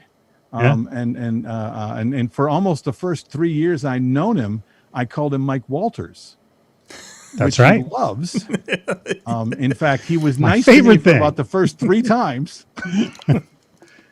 And then I just kept doing it because I liked getting him irritated. I like when people tag me on Facebook and then add the S. Like, do you think I'm not spelling my name correctly? You know, I have a new thing. But to whatever. I used to lose my mind over it. I don't even anymore. I enjoy it. Whatever. Yeah, well, that's why I stopped because I wasn't getting under your skin anymore. So, Right. he's this guy has got one of the most successful multi operations in the country. Sitting in New Jersey, he's been people follow his success. They try to model what they do around him. He's gone so far as to create a business training company that can help you in just doing that specifically. He's an author. He's written a couple of books, including one really small one and one that was trying to overcompensate for the small one. I definitely was overcompensating in that second one. Absolutely, no trying doubt. to get through that sucker. But both of them are amazing. He's just one of those he's one of those people that if you get a chance to meet him in person, it's just a pleasure to know him. On top of What is we're this trying to meeting do in here. person thing you're talking about, Bill? I forget what that is. Yeah. Do people actually meet in person? Oh yeah. No, that's Yeah? normally nowadays I just do it outside their window. You hear a little bit of tapping. Hey, go away, Bill. Go. So would you please just open the door? I want to see Kelly. Okay, so anyway, It's very nice of you to say. I didn't mean to interrupt my own introduction. You were raving about me, and I interrupted you. That was stupid of me. No, that's okay. I mean, you're someone to be raved about, and I'm not the only one Thank that thinks this. Okay, Thank He's speaking at conferences for a long time, and he's always been very open when it comes to sharing what he knows, regardless of who asks, and no matter where you are in your journey in this industry. So it's always a pleasure to be a part of something that you're a part of. So thanks for doing this for us today. My pleasure. My pleasure. My pleasure to help you, and always my pleasure to help you, John. You have done, John, so much for this industry, education-wise, and advancing it. That, and I told Kelly that. She's like, "You doing something for John tonight?" I said, John asks, I drop it, and I'm there, man, always, and that will always be the case, John. Yeah, I appreciate that tremendously. Mike, why don't you get your PowerPoint lined up, and Bill and I will shut our cameras off. Yeah. So what do I do? Just hit play? I don't know how to do this. Hit play and then share screen, or share screen and then hit play. You need to have that window open. Or as far as that, and I think share. Are there you seeing that? Yep, you've got it perfect. You're seeing that big blue screen that says Yep. Back in the Saddle. Yep, and you are I in am a seeing small that. window on the side. And Bill, you and I shut our cameras off, and Mike will have the floor. Oh, you're going bye-byes? Well, we're just going to be off I thought you were camera. going- yeah, we're going to be like Mystery Science right. Theater down in the corner. Thank you, for getting gentlemen. that reference. Thank you. Hey, welcome everybody. Thanks for joining in the evening. And John asked me to stick with the theme of getting back in the saddle. I considered playing the Aerosmith song, but I didn't want to get John bumped off of YouTube. But back in the saddle again. Listen, I'm excited. I was just telling these guys before we went out live, I have done events 4 weekends in a row, and I feel like I am a working DJ again. So I may be a little bit ahead of the curve on some of you as far as getting back in the saddle, which is good because I've got some good concrete advice for you. But if you're excited about it, I can relate because I'm super, super excited about the fact that we're finally getting back to normalcy. So I've broken this talk down into a few different segments, and these are the things we're going to be talking about: focusing on you, focusing on your gear, focusing on your talent. If you are a multi-op, focusing on your staff. If you're not a multi-op, you can step away and use the bathroom during that 5 to 10 minutes, focusing on your clients and also on your network. So let's start with you. And this is where I always mention things that some things that might piss some people off, but probably should have had this conversation a year ago when we were going into lockdown, but it's not too late to start now. But your overall fitness is going to make a big difference in the next couple of months ahead, especially if you have a schedule that looks anything like mine, which from mid-May on is insane. I'm going to be doing 3, 4, 5 events sometimes a week. And I'm happy that I've kept my weight down during this pandemic. And I'm happy that I'm overall in decent shape. I'm not any Adonis by any means, but try carrying around an extra 30 or 40 pounds.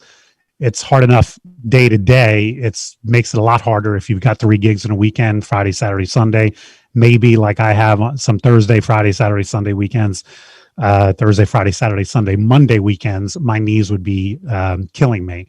So if you haven't already, I would tell you to please focus on your fitness. And to me, that's always a twofold approach. Watch what you eat, cut down your calories a little bit, and try to get more active. Anyone who knows me knows I'm a runner, and that's what I love doing. My knees don't really love me running the miles that I used to run, so I've taken a little step back. And I'm pointing over here to my right, I have a Life Cycle down here, which I hop on for about 45 minutes a morning, usually throw the news on or listen to Howard Stern, and burn calories, lift a little weights, and just do something to get yourself in a little bit better shape. The next thing I say might be controversial to some of you, but I'm going to recommend this to you. When it's your turn, when you can, I encourage you to get vaccinated. We have already been asked by multiple clients, can we pick our DJ based on who's been vaccinated? So clients are going to start caring about this. I believe clients later in the year might even have restrictions on their weddings. We don't want anybody not vaccinated. So even if you are skeptical about the science, I wish you weren't. But even if you are a little skeptical about the science, I think business-wise, you are going to be better off if you can get yourself vaccinated. Forget the fact that I think that you'll be healthier, because if you do wind up getting this virus, you'll have a lot better chance of not being hospitalized or worse. But I think business-wise, there's going to come a time later in the year where you may or may not get a gig because you are vaccinated or not vaccinated. I caught some of what Jonathan Simmons was saying earlier about how he is a husband, father, and DJ in that order. And I thought that was great. And I already had this part in my talk, but this is something, if you are in a long-term relationship and your schedule is going to change drastically, like many of ours is, it's time now to have that conversation and make sure that your significant other is aware of that. My wife has had me home most weekends for the last year. I've done fewer events in the last 12 months than any 12-month segment in the last 31 years. So, and Kelly and I have been together for 16, 17 years. So she's never had a year like this where she's had me around as many weekends. Hopefully that's a good thing. I think it's been a good thing. She could answer that question. But that's going to change drastically in about 2 months. And Kelly is aware of that. My wife and I have sat down and had conversations about how let's try to enjoy every moment now, because there's going to be weekends where you literally don't see me, because I'm going to come home past your bedtime and I'm going to sleep late, and then I'm going to roll out of bed and I'm going to take a shower and go to work. And you guys and gals know what I'm talking about. So I do believe it's time now to have that conversation, if you haven't or have it already, and just let your significant other know, look, you don't like to do this much work, or maybe you do, but you got to make up for lost time. So I would have that conversation now. And I put this thing, I put the word projects in here because I think we all have rainy day projects, right? Projects that we think we're going to get to someday. So they're out there, they're on a chalkboard somewhere, or they're in a laptop, projects folder or something like that. Here's what I want to say to you about that. If you have anything like that has been sitting around since the beginning of this pandemic and you haven't gotten to it, you're never going to get to it. Just delete it, erase it, cross it off, throw it out. If you have a piece of scrap paper that it's written on, just throw it into the fire. Because you will never, hopefully, God willing, we are never going to have a shutdown that mirrors anything like we've had for the last 12 months. So the ultimate rainy day, like if you consider this a rainy day project, your ultimate rainy day has been the last 12 months. If you haven't gotten to that said project, just throw it out. It ain't worth it. You're never going to get to it. I heard a few of our speakers talk about this, so I won't spend too much time on it, but focusing on your gear. Here's the best thing to do with your gear. If you haven't done it already, if you haven't done an event in a while, if it's been months and months and months, set it up. Literally go to your garage, go to your warehouse, wherever you keep your equipment, storage shed, set your gear up. Don't just look at it and go, okay, all the components are there. Set the gear up, plug your laptop in, use it. I heard Bill Herman say earlier, sometimes there's been updates to your laptop. I just found out the other day, I updated my laptop. Serato still works, but my hotkeys don't light up anymore. It's not a big deal. It's not killing me, but I'm glad I found that out in rehearsal and I wasn't at an event going, my hotkeys don't light up. The hotkeys still work. They just don't light up. So set your gear up, use your gear, then break it all down and then repeat. Set it back. I know that sounds ridiculous, but honestly, you will find things in doing that. It's human nature when you have a break of months and months and months with no event, you're around the house and you go, oh, I need an extension cord. Where do I have an extension cord? Oh, it's in my wire bag. Or, hey, honey, you got that duct tape? Yeah, here's the duct tape out of my bag. Stuff gets moved around and disappears, and you need to know that now before you show up for your next event. And then you're like, oh, that's right. I have my microphone in the kitchen. Why would your microphone be in the kitchen? That's a horrible example. It's the best I could come up with. Well, John, that's what you get for having me speak at 9:30 at night. Okay. By the way, speaking of your gear, try your suit on. Getting back to fitness, if you have not tried your outfit or your suit on that you are going to wear, you may have this issue, in which case, if your event is this weekend, it's probably too late to lose that weight. So you're probably gonna have to go get bigger pants. But if your next event is a month from now, that's a pretty good goal. If you try your suit on and it looks like that, maybe that's not a month. Maybe that's like 6 weeks of weight loss right there. But yeah, try your suit on so you know. Okay. Let's talk about your talent. And again, I've heard some of the earlier speakers talk about this. So I may be reiterating, I may be redundant here, or you can just look at it as I am re-emphasizing some very important things. Okay. When you set that gear up that I talked about and use it, don't just, hit play on one song and go, oh, done, it works. Make a mix. Say, get 20 songs into a folder and put them together and make a mix. Okay.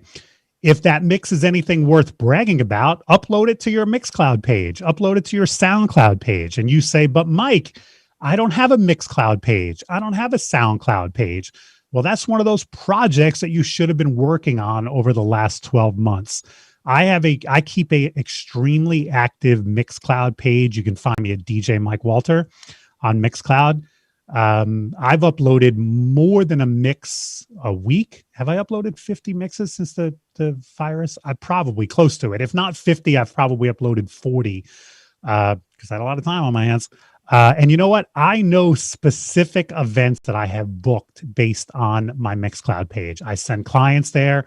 They listen to different mixes. I do some where I mix them down here in my basement. I do some from my events. I just hit record during a different segment and I upload some live. But make mixes. And again, if they're good enough to share them. And this can be a great marketing thing for you. Great marketing platform. This is also a great opportunity to make sure you are up on new music. And I'm pretty sure Stacy had mentioned that. Man, if you are not staying on top of new music, the world musically didn't shut down a year ago. We just stopped doing events or stopped doing a lot of events. There has been a lot of music released in the last 12 months that your clients are going to expect to hear and expect you to be familiar with and on top of. And that means having your cue points set up and everything else. So if you're not staying on top of new music, you got to cram at this point. If you're getting back to normalcy a month from now, then you have a year's worth of new music to cram about. For example, how many people watched the Grammys last night? If you're not holding your hand up, shame on you, man. You're a DJ. The Grammys is the biggest music awards, and your career is in music. I don't care what you feel politically or how you feel about new music. You are a DJ. You should have. I watched the VMAs. I watched almost every award show, but certainly the Grammys. I never miss it. And shameless plug, if you want to hear more about the Grammys, Joe Bunn and I will be talking about it this week on our PHDJ podcast. We actually have two guests, Dave Lander and Big Daddy, are going to be joining us. So it should be a lively conversation about the Grammys. But yeah, that's a great example of how much you stay on top of new music. Practice emceeing as well. And when I say practice emceeing, I mean actually out loud on the microphone. Again, once you have that sound system set up, and as I said, use it. Don't just hit play on one song and go, oh, it works. Why don't you do bridal party introductions? Why don't you literally go through, especially if you have a wedding coming up, if you've met with them already and you have their names, just practice doing bridal party introductions and hit record so that you then can go back and listen to yourself and give yourself a good criticism. You say, wow, a year ago I was sharper. And that makes sense. If you haven't done, if you've only done 4 events in the last 12 months, it makes sense that there's a little rust on your talent and you need to shake that rust off before your first event back. And practice emceeing is a great way to do it. Use the microphone, make sure your microphone works. Make sure you're used to holding the microphone again and holding a clipboard or whatever you do and actually do it. Another great way to brush up on your talent is to watch old video footage of yourself. Break out some raw footage of yourself from a couple years ago when you were in your prime and you were working regularly. Remember those days? I just sit down and watch it. Watch all raw footage. What is that, 3 hours because you didn't record dinner? And if you say to me, but Mike, I don't have any raw footage from a wedding I did. Shame on you. You should have raw footage of weddings, multiple weddings that you have done. How do you accumulate that? Well, there's a couple ways to do it. Hopefully you have some great relationships with videographers in your area who are happy to give you that raw footage, happy to provide it for you. You refer enough jobs to somebody and you say, hey, you shot a wedding I did 2 months ago. Would you mind? They should have no problem giving you that raw footage. You can edit that raw footage and make it into a demo tape. And you can also watch that raw footage for brushing up your talent. And especially now, if you have a wedding that you are super, super proud of, break it out, watch yourself at your best. And hopefully you will pick up some tips from old you. And here's another shameless plug. You can always hire a professional. I started doing virtual MC workshops about a month ago. A company asked me if I would do it. Basically, they just brought me in via Zoom and I work with their staff.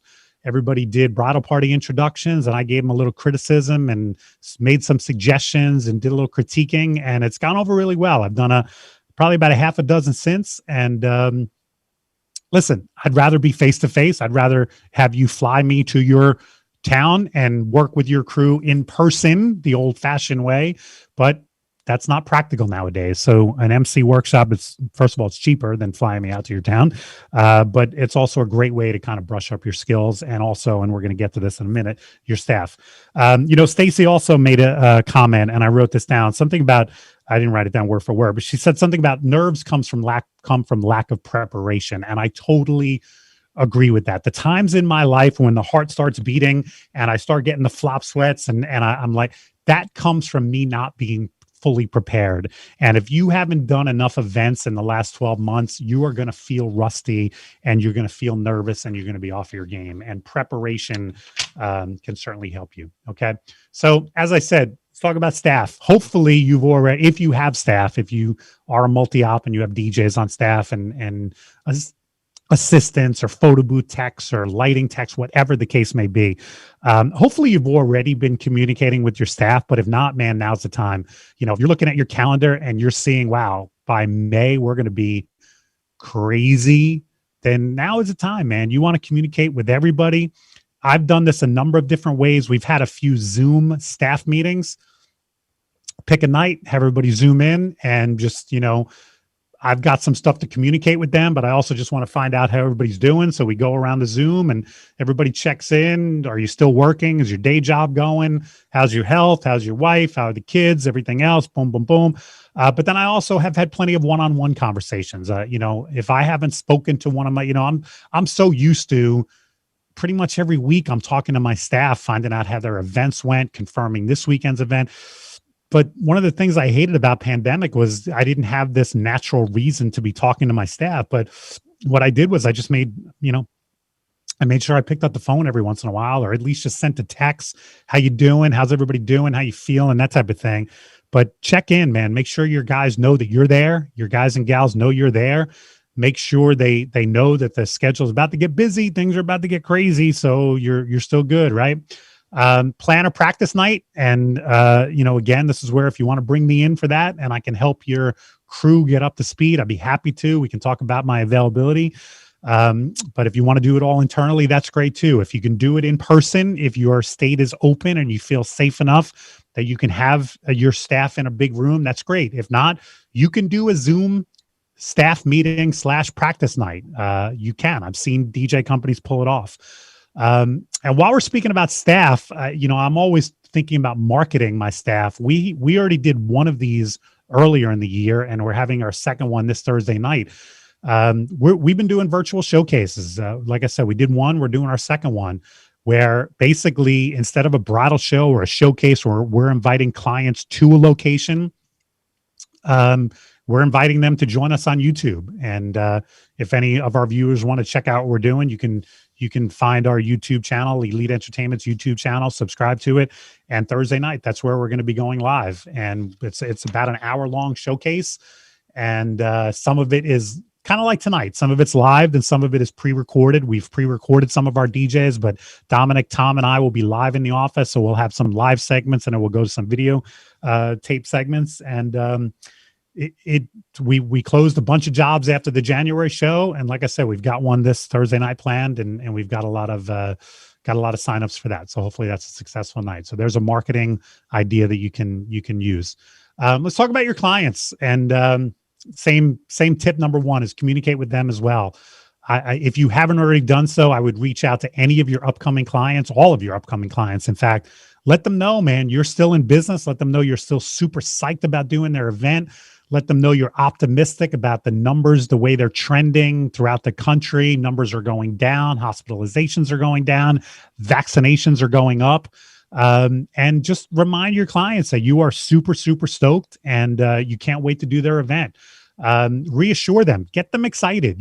Think about what these clients have been through, whether they have postponed to this year or not.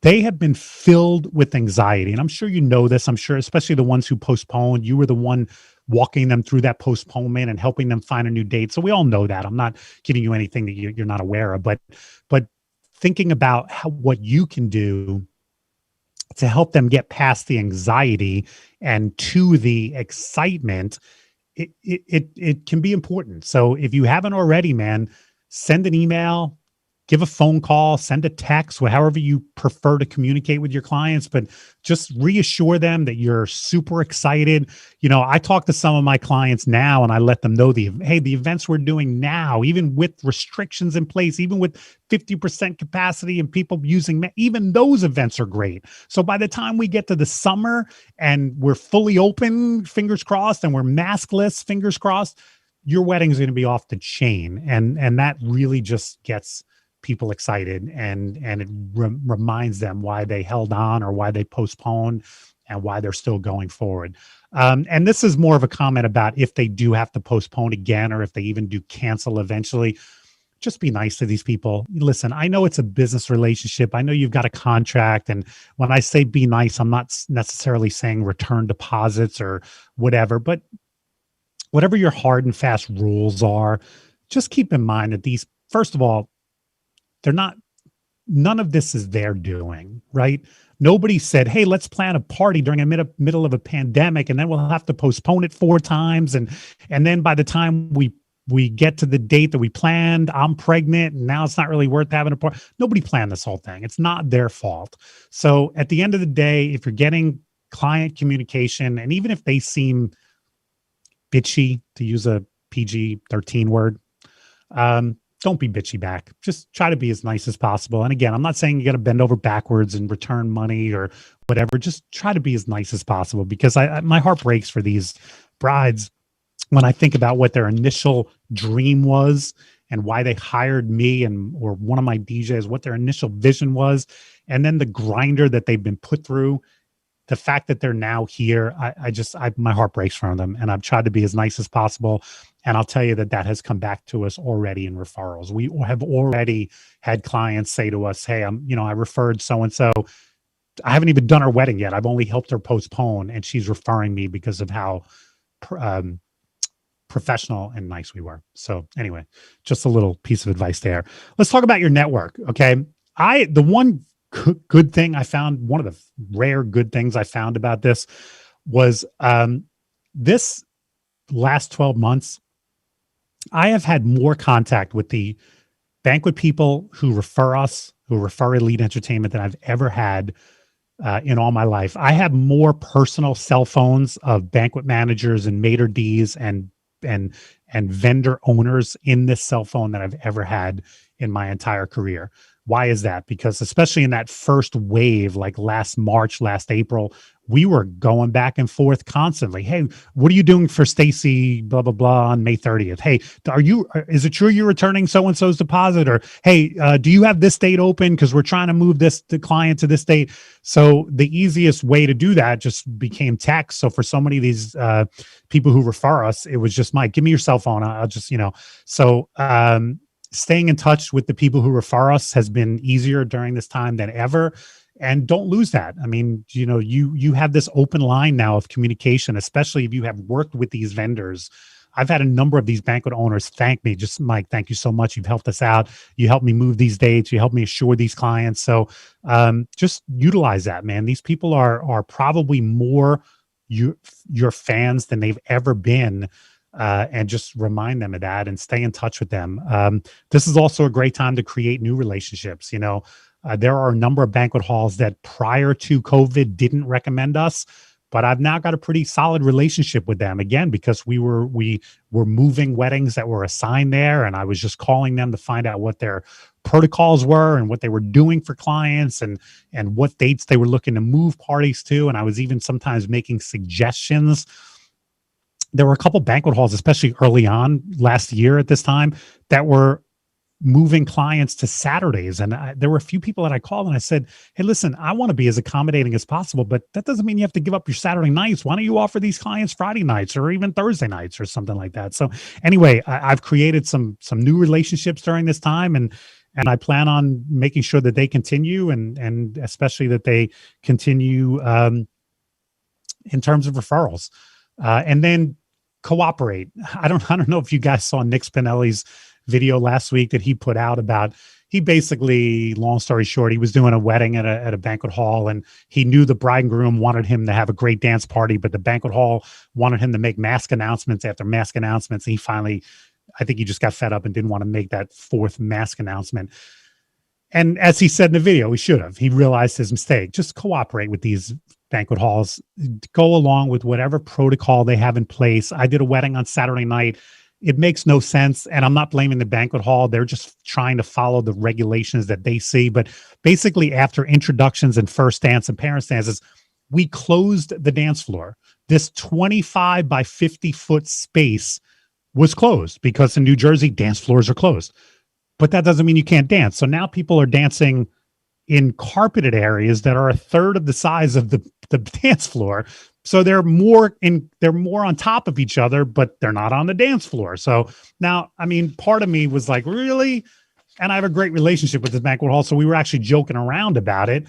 I actually said to the banquet manager, I said, so let me get this straight. The only reason that wooden area is closed is because it's called a dance floor, right? I said, why don't you install a basketball hoop over it? We'll call it a court. And then I can say, hey, folks, you're invited to the basketball court to dance. We both got a chuckle about that. And I don't think they're going to be putting a basketball court over the dance floor. But anyway, so just cooperate with these banquet halls. Everyone's trying. We're all trying our best to get through this as the country reopens. And I heard Jason Janai talk about this. And just remember, every region is different.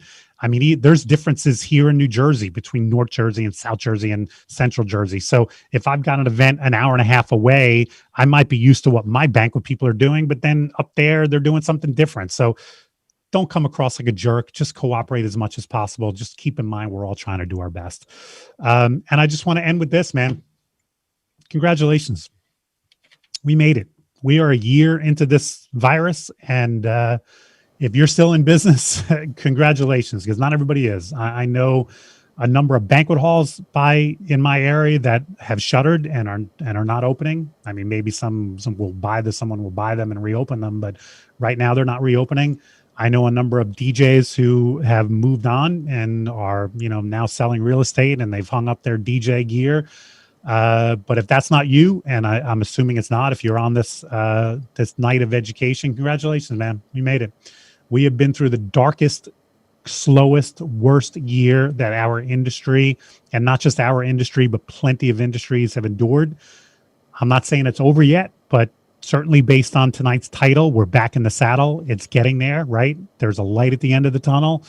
I can certainly see it. That light is 3 gig weekends for the next 6 months coming at me. And I'm looking forward to it. I promise I am. But congratulations, man. You made it. And like I think 2 people have already said, it's been my experience, and it's going to be my experience. The events that take place in the spring and summer of this year are going to be some of the craziest events you have ever done, because people are so pent up. They haven't been around friends. They haven't been around loved ones. And when they have that opportunity and then add that magic elixir of alcohol, it's going to be pretty crazy. So you better be up for these events. You better be ready to go. And that's it. That's my presentation. How'd I do, guys? Excellent. Good stuff. Thank you, Mike. What were you saying during it? What were you honestly saying during it, though, when I couldn't hear you? Were you were you using words like excellent? Yes. Yes, I was. I was like, every once in a while I would go, wow, I wish I was an emoji.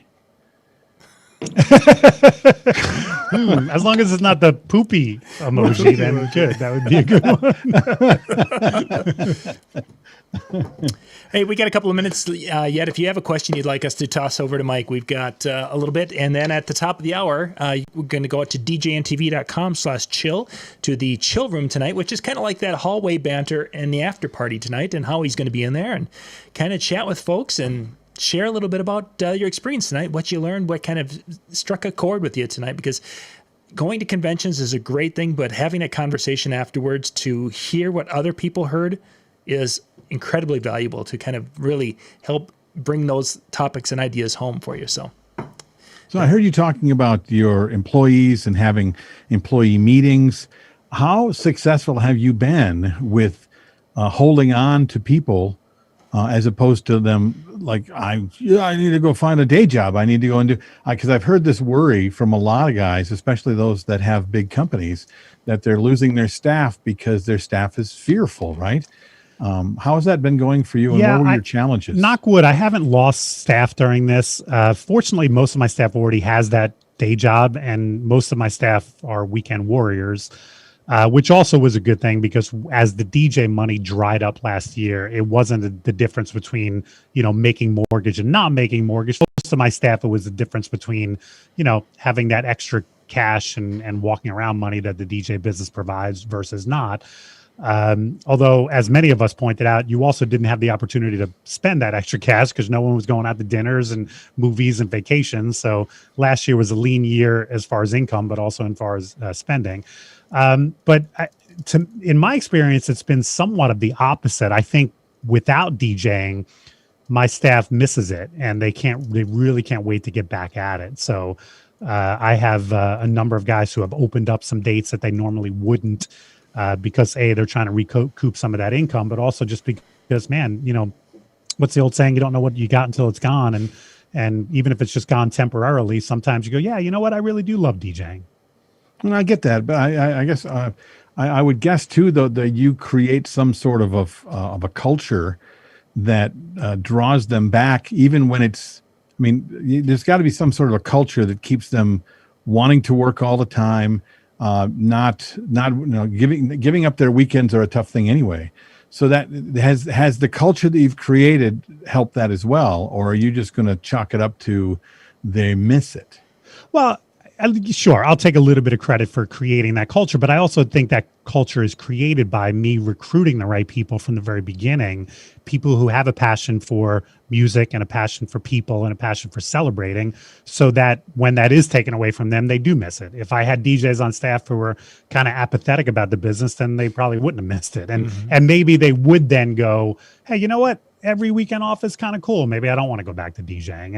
And I have heard those stories from other people in the industry, but knock wood, I haven't had that situation. And that recruiting that you're doing, is that, do you do that personally, or do you have you trained staff to look for that a certain kind of? Well, I let my staff know what I'm looking for, and they're always on the lookout for me, but I also do it personally. Yeah. I mean, to me, one of the great things about this industry is when I can find somebody and just say, hey man, you'd make a great DJ. And, this year I'll be I've given out 20-year plaques for the last couple of years to people on staff. And this year I'll be giving out a 20-year plaque to a gentleman by the name of Phil Walsh. And if you don't know the Phil Walsh story, I DJ'd Phil's wedding 20 years ago.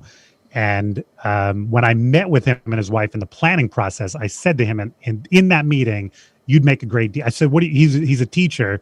I said, what do you do? And he goes, I do landscaping on the weekends. I said, you could be a DJ, and within a year you could give up landscaping.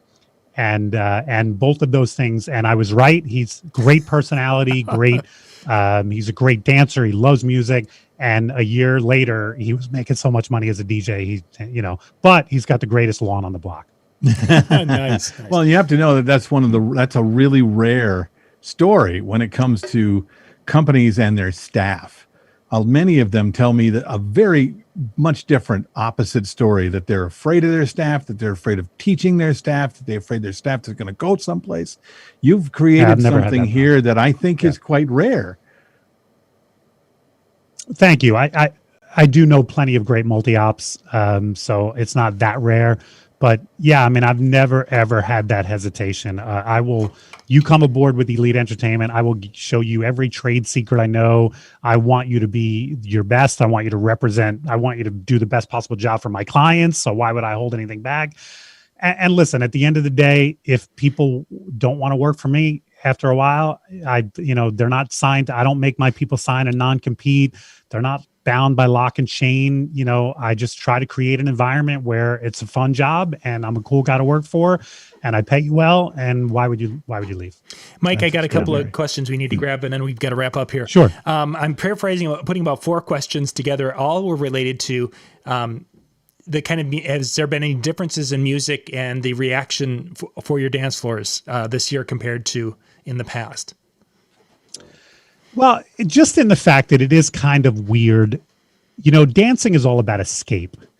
I talked about that in the seminar that I did 2 years ago now, why people dance. When people dance, they escape from reality. it's hard to escape from reality when you're wearing a mask. So there's that little bit of a disconnect nowadays. That disconnect is not the right word, but there's a little bit of that just weird thing where I'm playing this party music and trying to get you to have fun, and you're getting up and having fun. And even if you forget your mask, you're looking at the person you're dancing with and they're wearing a mask. And then you look and the dance floor is closed. I don't know if you guys heard that part of the story, but so that part it's hard to create that escape perfectly when there's still the reminders of the reality out there. So I would say the events I've been doing have been harder to get started, but once the ball's rolling downhill, they've been really fun events. Excellent. A question was, what's the one thing that makes someone a great DJ? That's a long. I mean, if I have to give you one thing, I would say it's a love of people. The thing right behind it is love of music. But you have to love people and celebrating too. Yeah. No, if you have those things, I can teach you to be a great DJ. Well said. Gentlemen, we need to wrap up. Mike, thank you much. There's one more. What is the best Prince song? Ooh. I can't tell you the best, but I'll tell you my favorite is Get Off. Yeah. That's the funk that is sound, the raunchy. By the way, everyone's up in arms about WAP. Go back and listen to Get Off and what Prince was singing about 30 years ago. You know what I mean? Or maybe Pussy Control. Maybe just didn't analyze it close enough. But yeah. Get Off is my favorite. I don't know who could say what the best is, but yeah, that one's my favorite. Gentlemen, thank you much. Bill, thank you for being on with me. And thank you guys for being with. Remember, the Tonight was brought to you by the sponsors. Those links are all in the description of the video. Go and show them some love when you see them. Thank them for supporting DJNTV and supporting things like this educational evening. Well, I know John's not going to say this, but you need to know that what you got for free here today is the kind of thing you can get if you sign up. Okay, so go to DJNTV and find out about the insiders. He's charging way too little for the content that you can find just in searching around the insiders group, much less this sort of thing that happens regularly for just the members. So if you like this, you really owe it to yourself to look into being a part of this, because I've been a part of it from the very beginning, and it's never ever been something that I've regretted in any way, shape, or form. So please check it out. And you can go to DJNTVtraining.com to check out all the different things. Then you can see the list of the whole library of videos. It's on the front page of the website there. DJNTV.com/chill. That'll take you to Howie and the crew tonight. And we got to go, guys. Thanks so much again. Bye-bye.